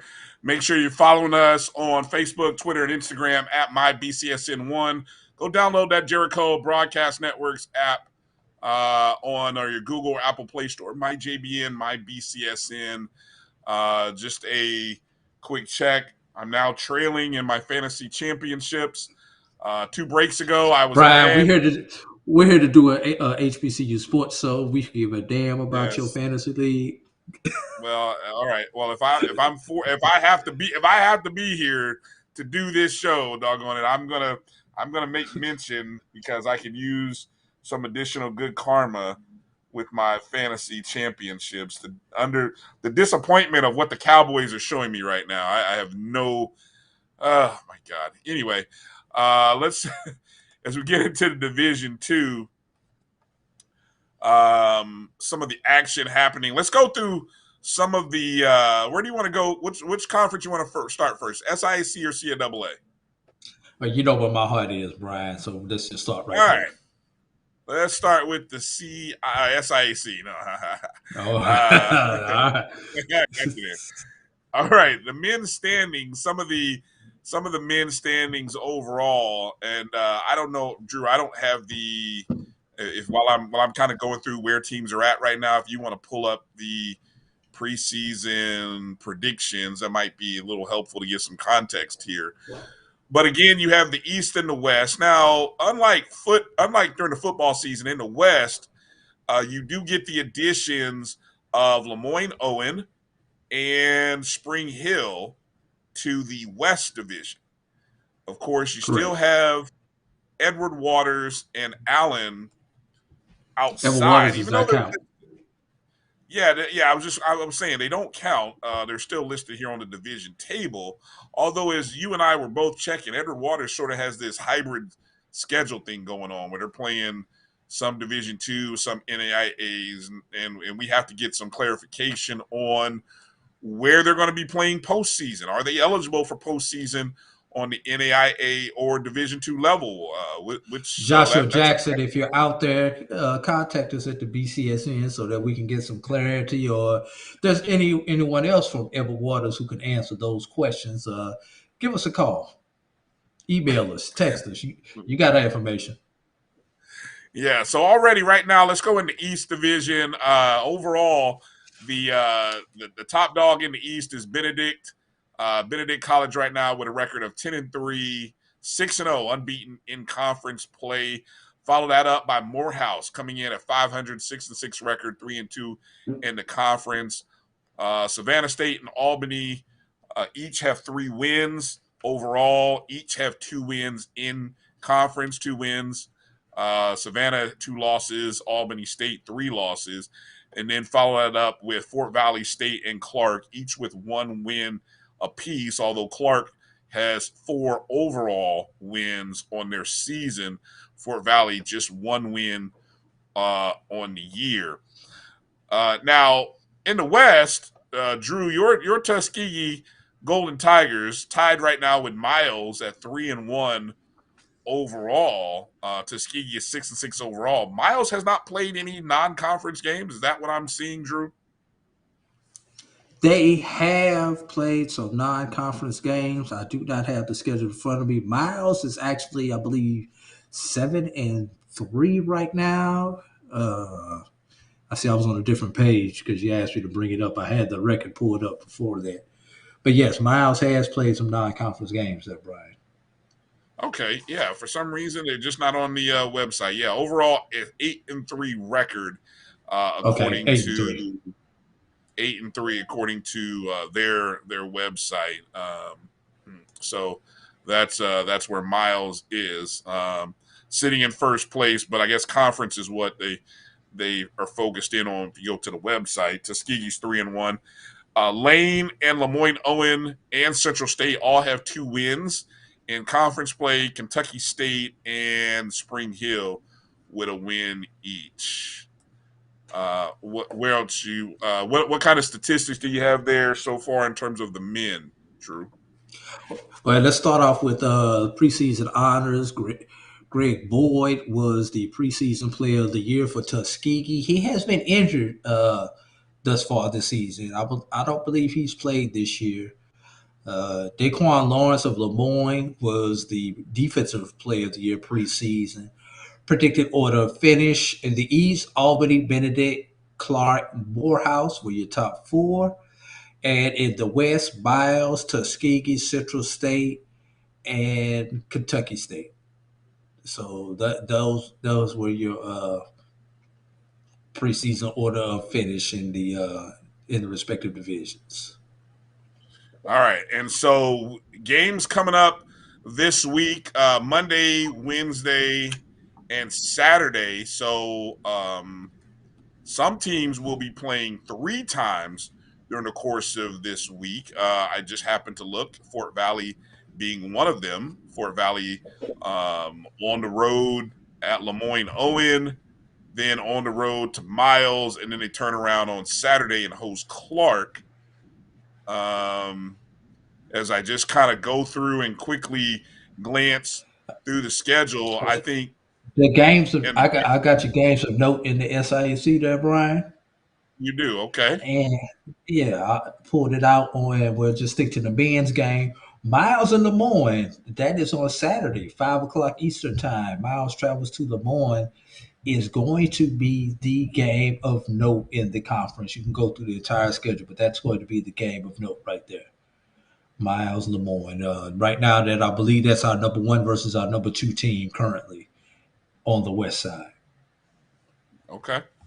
No, I'll take your word on it. I just wanted to take note as I was seeing the teams playing 3 games. I'm seeing, Kentucky State playing 3 games this upcoming week, and so I think when you see something like that, when somebody's playing 3 games off the rip, there's probably going to be a week, and it's hard to always figure out what constitutes a week. Is it Monday through Saturday, and some it's kind of always interesting how teams determine, how conferences determine their week. But I would say that if you did the Monday through Saturday as being the week, if Kentucky State or Fort Valley is playing 3 games, probably there's a week where they may only play once. So it'll sort of even itself out for the teams that are playing that many contests. It'll definitely even itself out, right? All right, go over to the women's side and look at the women's standings thus far over in the East. Now, this is by conference record. Benedict sitting at 6-0. In first place, Savannah State sitting at 5-0. Should be noted, Savannah State, the only unbeaten team right now in SIAC play. That is a fun team to watch. Had the pleasure of calling a couple of those games, Drew. That is a fun team to watch. Clark Atlanta coming in third with 3 wins. Fort Valley State at 2 and 3 and fourth. Albany State at 1. So that's your east side. Now on the west side, of course, again, you have Spring Hill and Lemoyne Owen added into the mix on the west side. But it's Tuskegee that is sitting in first place by conference percentage, win percentage, 3 wins, 1 loss, compared to Lane, who is 3 wins and 2 losses under their belt. Tuskegee sitting on an overall record of 8 and 2. Miles, 2 and 2 overall, 2 and 2 in conference, 8 and 2 overall. Spring Hills 2 and 3, Kentucky State, Central State, Lemoyne, Owen. All right, games of the week, Drew. What do we got? First of all, before we go into the games of the week, I'm going to give you the preseason player of the year was Ayana Bay of Benedict. Defensive player of the year was Jatoria Willis of Tuskegee. But Tuskegee does have our player of the year, and that was Shyla Jackson, was the BCSN Division II Player of the Year, along with the Coach of the Year. Coach Trelane Powell of Tuskegee was our Coach of the Year last year. So wanted to get those accolades out there. Predicted order finish, where the East has gone to chalk thus far, Brian. Benedict, Savannah, Clark, Fort Valley, and Albany thus far. In the East, and in the West, preseason order finish: Tuskegee, Miles, Kentucky State, Central, Lane, Lemoyne. Lane had the best up the chalk, but everything else has been chalk.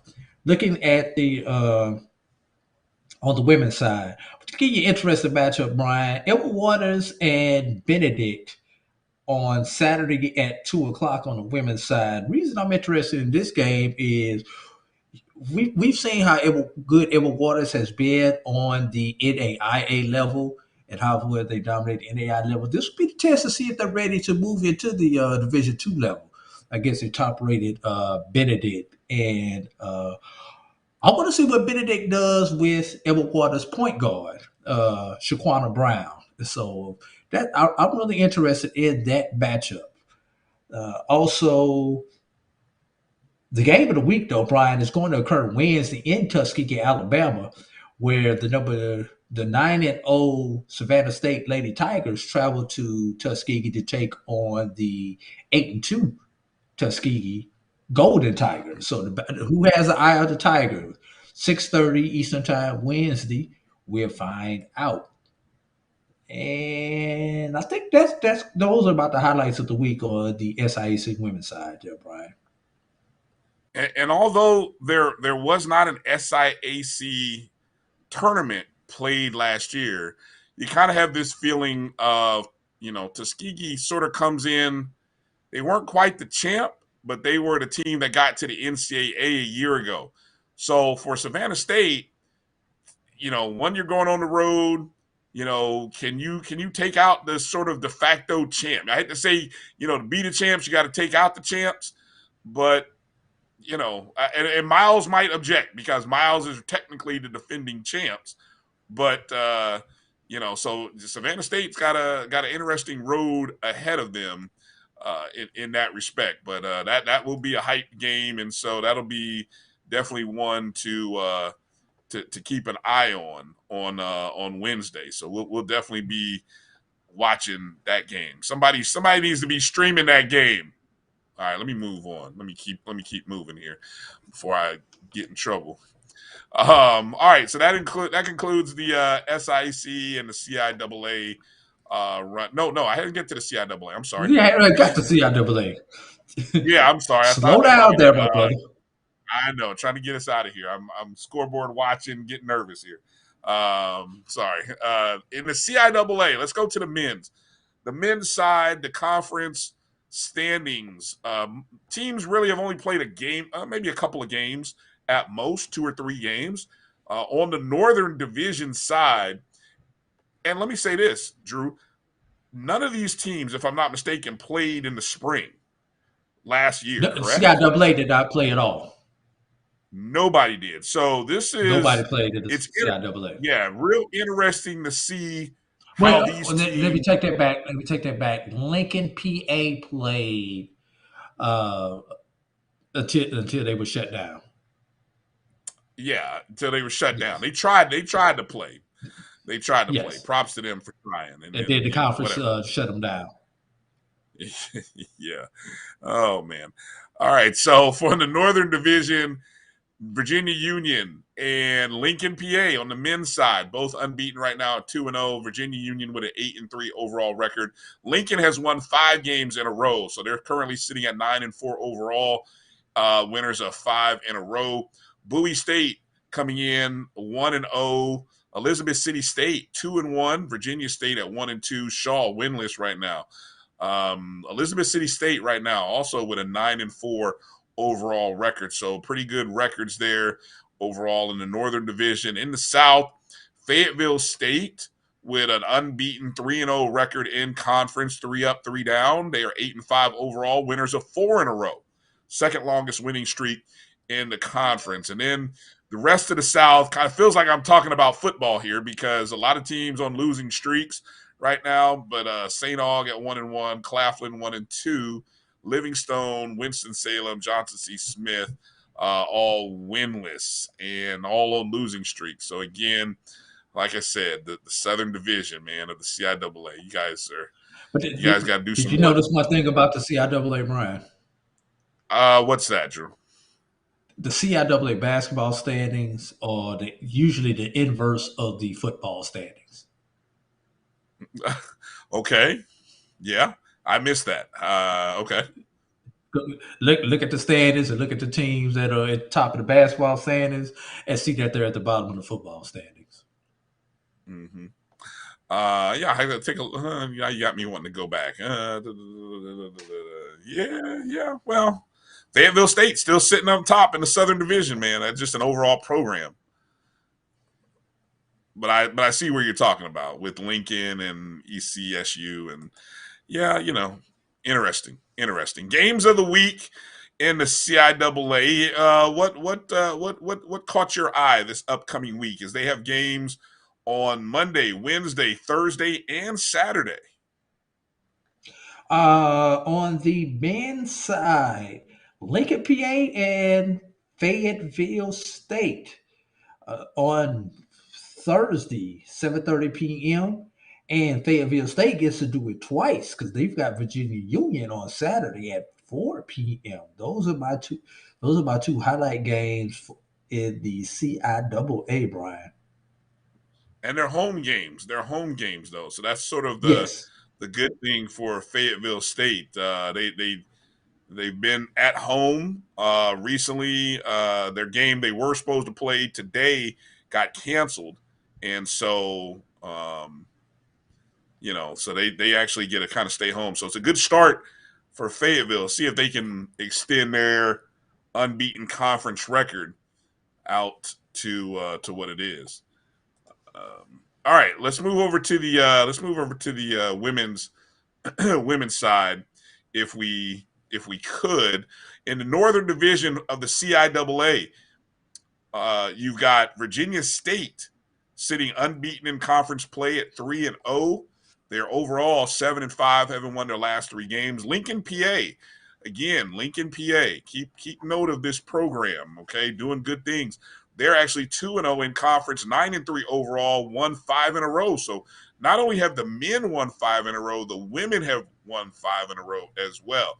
Elizabeth City State 2-1. They have a record of 9-2 overall. That's the best win percentage of all teams in the CIAA right now. Followed up by Shaw and Bowie and Virginia Union winless right now. Over on the southern side, Livingstone 1-0, just by the nature of the fact that they have only played one conference game and they won it. And so they're sitting ahead of Fayetteville State, who is 2-1 right now. Winston-Salem State, Johnson C. Smith, St. Aug, and Claflin, all winless, but that order based on overall record. So the power again is in the Northern Division among Virginia State, Lincoln, and ECSU right now. But as you know, the season can get long, and so it makes for some interesting uh, contests later on. What do you have in terms of games of the week? Games of the week on the women's side. Got to excuse my notes are a little bit all over the place. We only got one highlight game. That's Elizabeth City at travels out of conference to West Virginia State University, and that's tomorrow at 3 o'clock, Brian. So that's actually the only spotlight game that I have on the women's side there, Brian.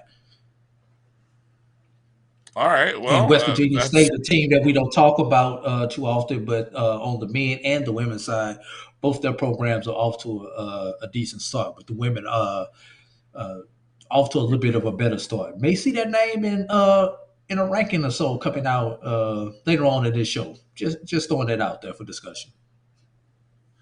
well. You got a full slate of games on on Thursday and Saturday for the women. I'll say that Shaw Winston-Salem State game on Saturday for the women should be pretty interesting. That's a home game for Winston-Salem State. I know there's a bit of a rivalry there, so that should have some appeal. And then, of course, you mentioned Fayetteville State, or no, you said Elizabeth City State. Elizabeth City State's on the road. Yeah, they're on the road Thursday At West Virginia and State. Saturday. Yeah, yeah. Yes. Well, then they come They're on back the and they road play all Livingstone. week. Yeah, on the road all week. Livingstone on Thursday, Johnson C. Smith on Saturday. So that's how that rolls. Let's move over to the NAIA because over on the over on the men's side, it gets pretty juicy because you've got three teams in the NAIA that are currently ranked in the top. Now, they put out the top 25 coaches poll, but they're ranked in the top 15. Three men's programs, two of them from one conference. You've got Talladega ranked number 3 nationally, Stillman ranked number 11 nationally, both of the Southern States Athletic Conference. And then you have Xavier ranked 15th nationally. They are part of the Red River. So already the move by Talladega and Xavier already elevating the SSAC and the Red River in that respect, Drew. What do we got there? What do you and you made a note here?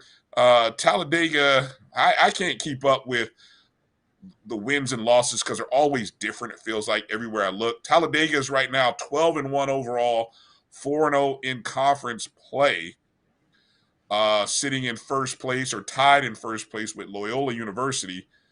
What is Loyola? Loyola number 1? Loyola was number 2 in the last poll. New poll will come out next week. They're number 1 in the Massey ratings, rating system that you and I are familiar with. So just to let you know how, and they're in the same conference, Brian, with Stillman and Talladega, and Faulkner also is in there. I'm trying to see if Faulkner is ranked this year, but they usually have a top program down there in Montgomery, Alabama at Faulkner University. And Faulkner is receiving votes also. So you've got 4 teams in that conference, in that Southern States Conference. So that's a very competitive conference there, Brian. Yeah, and when we talk about the games upcoming this week, they've got Hold up, just taking a look at it at the Red River Conference where Xavier is at. You've got an LSU Alexandria who's in the Red River Conference, who is ranked. And let's see, I think that's going to be it. So these our HBCUs are playing in some of the more competitive conferences that there are out there, and getting their kudos in them. Okay. let's see, where was I going to go? I was going to go to game schedule. Yes, schedule. Southern State's games in the men this upcoming week. Now, Monday, Thursday, Saturday, their games. Now, obviously, Talladega, Stillman have games both on the road and at home this upcoming week. But Saturday, definitely all eyes will be circled on Saturday. So, I mean, you cannot look too far ahead. Stillman will host Faulkner University on Saturday. And then the big showdown in Talladega, Drew, Loyola versus Talladega. Yes, yes. Loyola, number one, number two. Basically, that's a top 5 matchup right there, Brian, in AIA. Yeah, and I've already seen, I think Talladega will be streaming that game. So on Saturday afternoon, 2 p.m. Central, 3 Eastern, that game is in Talladega. So that's a beautiful new arena. So I would suggest if you're in that Talladega area, or if you're within an hour's drive of Talladega, I would try to get over there because that's going to be a great game. If you live in Birmingham, you're going to have to make a decision whether you go east down I-20, go to Talladega, or go west down I-20 and go to Tuscaloosa and watch Faulkner Stillman. Because that's also going to be a very good game also. Both of them tip off at 3 o'clock on Saturday, Brian. Hey, one of the things we forgot to mention is as we talk about standings in the Red River, you jumped over there for a second, but Xavier obviously is 7-1, have won 6 in a row. But how about Paul Quinn? Paul Quinn, 11-0 right now, unbeaten. They're not eligible for postseason play in the Red River, but off to a great start, 11-0. Be interesting to see how that plays against everyone else in that Red River. You know what I'm saying? I mean, that'll be interesting to see how they stack up. You looked at any spotlight games this upcoming schedule? Yeah, and you make me think about it. I wonder if Paul Quinn will get the FAMU treatment where their games will count against the other opponent's standings, but will not be tournament eligible. I wonder how Red River is going to play that this year. So let's keep an eye out on that, Brian. Well, Yeah, are we gonna go over the entire? Are we gonna go over the entire NAIA? Or we done with the men. One other team of note, Brian, Florida Memorial, sitting in third place in the Sun Conference. Also, one other one that we forgot about there, Brian.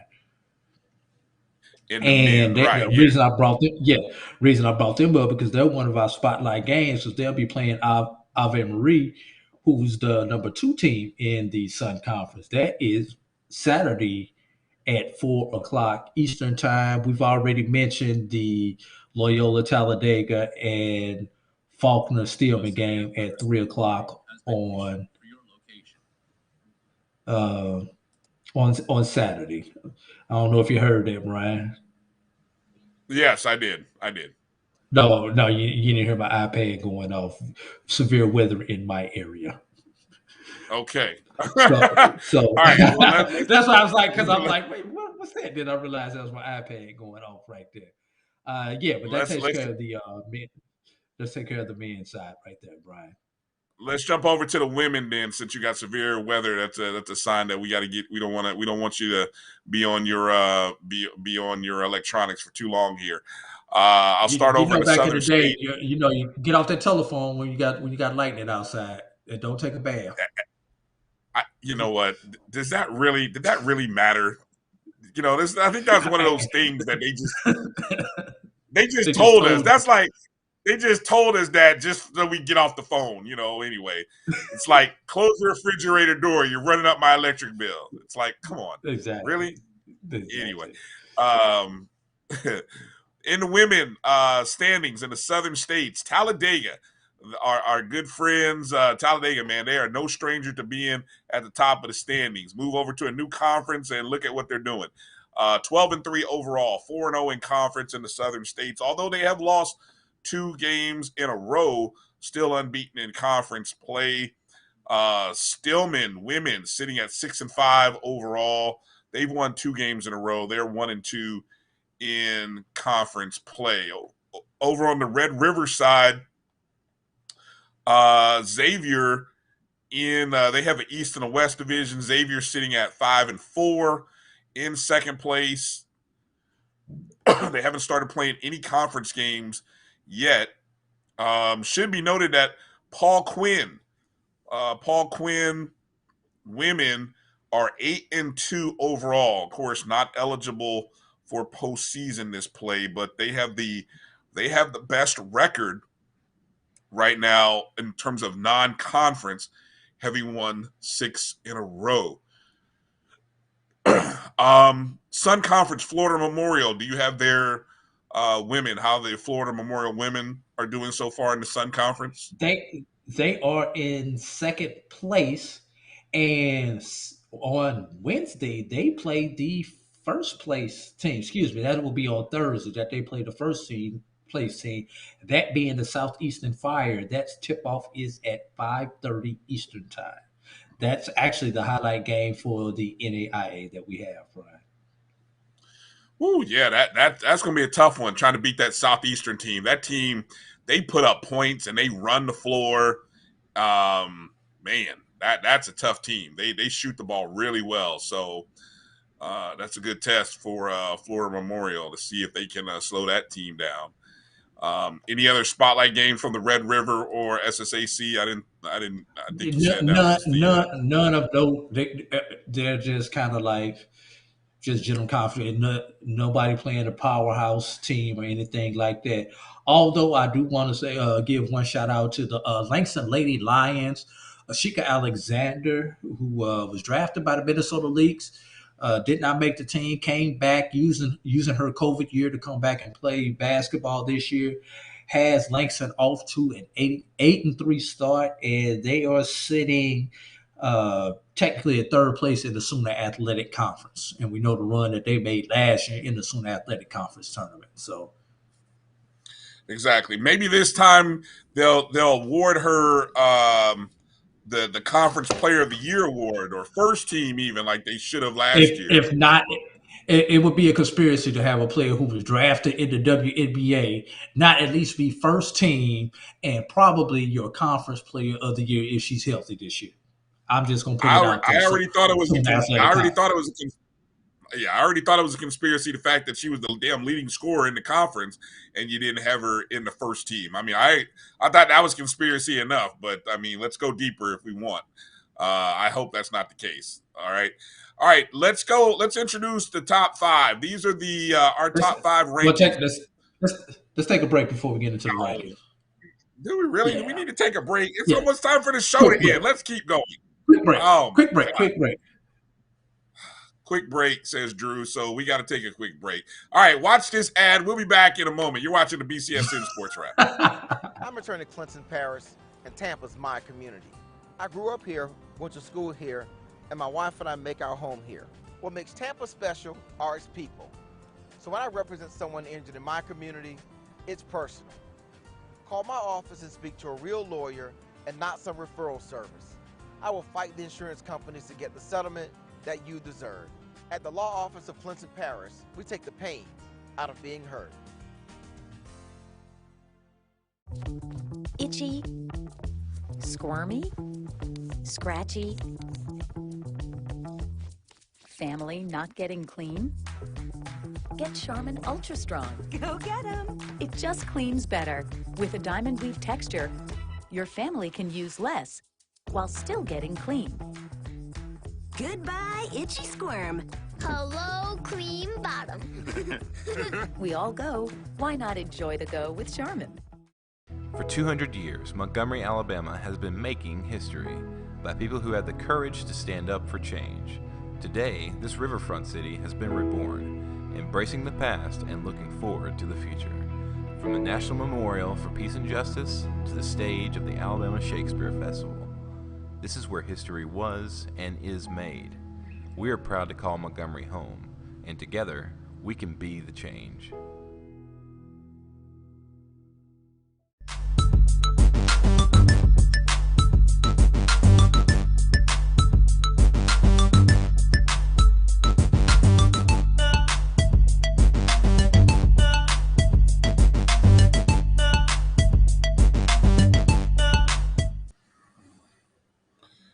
All right, welcome back to the BCSN Sports Wrap. Bryan and AD here, closing out the show with the first BCSN top 5 basketball rankings. Again, these are computer generated rankings based on, Drew, let the people know, what are they based on? Win percentage, conference win percentage, strength of schedule, and power rating are the major factors that go into this ranking.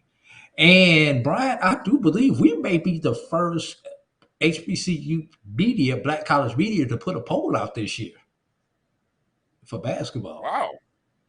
I haven't seen any. I mean, I've been looking. I haven't seen any. All right. Well, hell, we need to make sure to flood the social media streets with these rankings. Although I'm sure people will object, like they always do. You know, and always got something to It's say. a, All right. and no, the computer is not biased. Okay.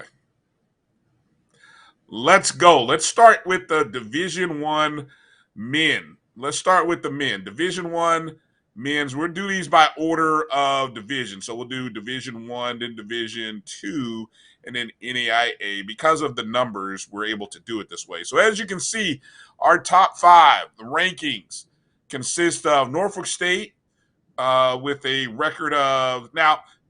Let me just go through the teams and their records because that's something that you'll see, which is a little bit different than what's listed. And I'll let Drew explain that here after I run down the top 5. So we've got Norfolk State coming in at number 1, just ahead of Southern University. Norfolk State with a 6-4, Southern with a 4-7 record. Texas Southern coming in at 3, 2-7. South Carolina State, again, one of the best stories already of the basketball season, given where they were last year. And when I tell you, they were rated as one of the worst, I mean, bottom 3 to 4 worst teams last year. Heck of a job that's happening right now at South Carolina State. And then right behind them is Howard University at 4-6.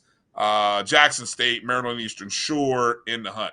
So, Drew, a lot of people will see these and say, hey, those aren't our win-loss records, or where do you guys get those That's not the record on the win-loss website. records? That's not the record on the website. Explain a little bit about what we do with the records. For the Division One teams, we do not count games that they played against a lower level, i.e., Division Two, NAIA, NCCAA, or USCAA. So these are just Division One versus other Division One games that go into our computer model. And that's good because when it comes to tournament time, that's how they how count. I don't think. Yes, they don't evaluate your record against Sisters of the Poor and Chewbacca College and whoever else. They don't care about those teams. They only want to see how you did against other Division One teams. And there are 360 some odd schools for you to play against, right? 300 is it 316? No, it's more than that. Give me just a second because I should know the number. I'm going to say on 323. No. On the men's side, there are 358 teams, and on the women's side, so we'll just go ahead and throw that out there, there are 356 teams. Okay, yeah. So that's the number of Division One teams. Those are the games they count. All right. Division One women. Division One women. Number 1 coming in. How about that? Tennessee State Tigers. Again, a program that I told you, winless a year ago. Winless a year ago in the OVC. Already coming in at number 1 in our rankings, followed up by Hampton of the Big South. Slightly ahead of Morgan State and Coppin State, 2 of the top teams of the MEAC. And then UAPB comes in as the top SWAC team. I'm sure that's bound to draw the eyebrows of a few people. In the hunt, Howard, Jackson State, Alabama A&M, and Norfolk State. What are your thoughts, Drew, on how? the Division Ones leveled out or came out. I hope Karen Griffith is still watching because she mentioned Tennessee State earlier on the chat on YouTube. So, Karen Griffin, there you are. Your Tennessee State Tigers are our number one team coming into the new year. It's going to play out. It's really going to be interesting to see who's going to win that BAC Northeastern group between Morgan, Coppin, and Howard. I'm really want to see when those teams go at it because that's going to be fun once again, seeing who's going to be the best of those three teams right there, Brian. Yeah, and I think the MEAC is sticking with the. No, they're not doing the northern and southern thing this year. So No, that was again, just last everybody. year. Yeah, Played so twice. everybody you got. Yeah, everybody plays each other twice. There's 8 teams, so that's 14 conference games. So I think that's good. So again, Morgan. And in the SWAC, you got to think that Jackson State, Alabama State are going to be the when it's all said and done, are going to be the top two again in the SWAC. And unfortunately, those two teams are on the east side. Hopefully, if things pan out, they would still possibly be in the SWAC championship game once again. That's how it should be.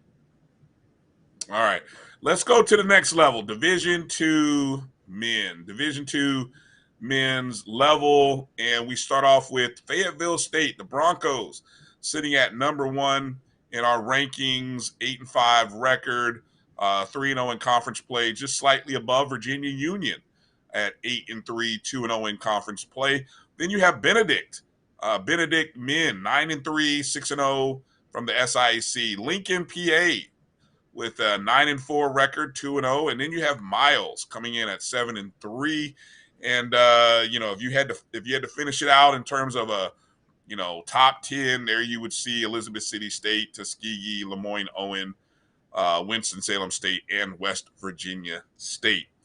So yeah, I mean that it'll be interesting. All those teams play each other, so it'll be interesting to kind of see who separates and who who moves and does what. So I have a feeling the Division II men will. I have a feeling that will be our most fluid rankings week to week. Just a guess. Yeah, just a guess. And just so people know, the numbers that you see, like next to Fayetteville State, the 212, that's how many points they have accumulated using our ranking system. Just so people know what that number means. Now, how do wins and losses on the Division II level? Do we count wins against Division Ones? Do you count? No, those games do not count. Games against Division Ones do not count on our Division II or on the NAIA rankings when we get to the NAIA rankings. Those games do not count. But games against NAIA opponents count just as if it was a Division II game. So the ranking is the same. Now, when they play a USCAA, NCCAA, and some have even played Division III schools, Brian, those games, they count on the wins and loss, but when it comes to strength of schedule, those games are quote unquote discounted, meaning that you do not get the same strength of schedule rating that you would had you played a Division II opponent or an NAIA opponent. And just for clarity, we left Division II and NAIA at the same level because the scholarship difference between the two levels, there's only one scholarship difference between the two levels. So we left it the same. All right, let's go over to Division II women. Division II women rankings. This is another poll that I think will be fluid throughout the course of the year. Even though you can't see the number 1, 2, 3, whatever. Number 1 is Benedict with a record of 10-4, 6-0, unbeaten in the SIAC. Lincoln, PA comes in at number 2, 9-3 overall, 2-0 in conference play. Tuskegee comes in just under Lincoln, PA at the number 3 spot, 8-2, 3-1. Unbeaten Savannah State comes in at number 4 And then you have West Virginia State out of the Mountain East coming in at number 5, 7-2, 3-2 overall, just in the hunt on the outside looking in. Miles, Elizabeth City State, Fayetteville, Virginia State, and District of Columbia. No, we don't talk very much about DC. A new entrant. Yeah. All right. Any thoughts, or we'll just kind of move on to NAIA? Well, you got number 3 playing number 4 on Wednesday night, Brian. So that's going to play itself out right there. Number 1, Benedict has already split with Tuskegee. One of those games counted. That's the one that you saw on Tuskegee's 3-1. One of those 4 that Benedict has is to Tuskegee, but it did not count as far as conference record. And let's keep in mind, Savannah State and Benedict still have to play each other 2 times this year. So it's kind of interesting. You only see one CIAA team up there right now, Brian. That's a little bit unusual for college basketball, that we only see one CIAA team in the hunt. And looks like SIAC is owning it right now with Miles just outside the top 5. All right. Let's go over to our last level here, which is the NAIA. And over in the men, it's the Southern States, which take the top 2 spots with Talladega 11-1, followed up by Stillman, who are 7-1. Of course, those were our co-national champions last year. And so this year, to see them sitting at the top of the poll. As mentioned earlier, how about Paul Quinn coming in at number 3, 9-0, Red River, even though Paul Quinn, they've got that great new basketball floor, as Karen Griffin makes sure to remind us of. But Paul Quinn not eligible for the playoffs, but it'll be interesting to see how they affect standings in the Red River this year. Florida Memorial comes in at number 4. Xavier of Louisiana comes in at 5. In the hunt, Tougaloo, Morris, and Wiley. Something to note about Paul Quinn, Brian, 5 of those 9 victories have been on the road. Okay. All right. Well, hey, I mean, I okay. You caught me. I don't have a good retort know to that's that. no, that it's just no. They're undefeated with 5 of those victories being on the road, Brian. That's a pretty good feat. Yes, it is. All right, let's go over to the women's side in the NAIA, and this is not a program, duplicate. Talladega is number 1. Talladega doing the thing, man. I tell you, they do it. On the women's side, 10-3, 5-1 in conference play. Rust, who I didn't get a chance to mention that in the NAIA coaches poll, Rust was just outside of the top 25, but they are receiving votes, as well as Talladega. Rust receiving a few more votes than Talladega into the top 25, but Rust is on the verge. They can keep winning in the GCAC. We'll see what happens there. Stillman comes in at number 3. Langston, the Langston Lady Lions, come in at number 4, and then Florida Memorial comes in at number 5. Paul Quinn, the Virgin Islands, Xavier, Wilberforce, and Texas College, all sitting on the outside looking in. UVI, another school we don't mention too often. Yes, no, we don't. Be interesting to see if they become this year's Voorhees. Or who will become this year's Voorhees, I should say, might be a better way of saying it. Or will Voorhees be? Yeah, will Voorhees be for Voorhees? Yeah, and there's that very cool court that Paul Quinn has. That is sweet, man. That is nice. Home of the Quinnite Nation. All right, so be interested to see some games, some conference games played there this upcoming year. Okay, Drew, any final thoughts on basketball or HBCU sports as we get ready to get out of here? No, Brian, just looking forward to to basketball season. And just one thing of note, though, we got to throw this out since we're talking about it. When y'all go to these high school games, rec league games, YMCA games, be nice to those people in stripes. I ain't saying you got to go up and kiss them and all that, but these people out here fighting COVID, doing something as a service to these kids. They not out there to cheat. They not out there. Every time a referee blows a whistle, they know 50% of the people gonna like them, 50% of the people will not like them.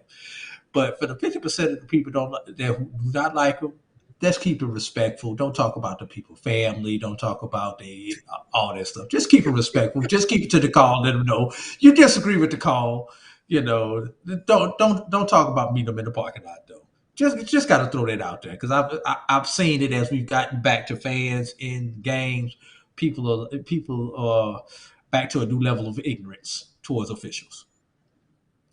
Yeah, hey, it's a good message that you bring up. I was working the table for a high school tournament game this past holiday break, and some of the fans from the school that we were playing, they were from Kentucky, and I love my Midwest basketball fans, but my God, were they some of the obnoxious, cussinest Kentucky bourbon drinking. No, I don't know if they were drinking Kentucky bourbon or not.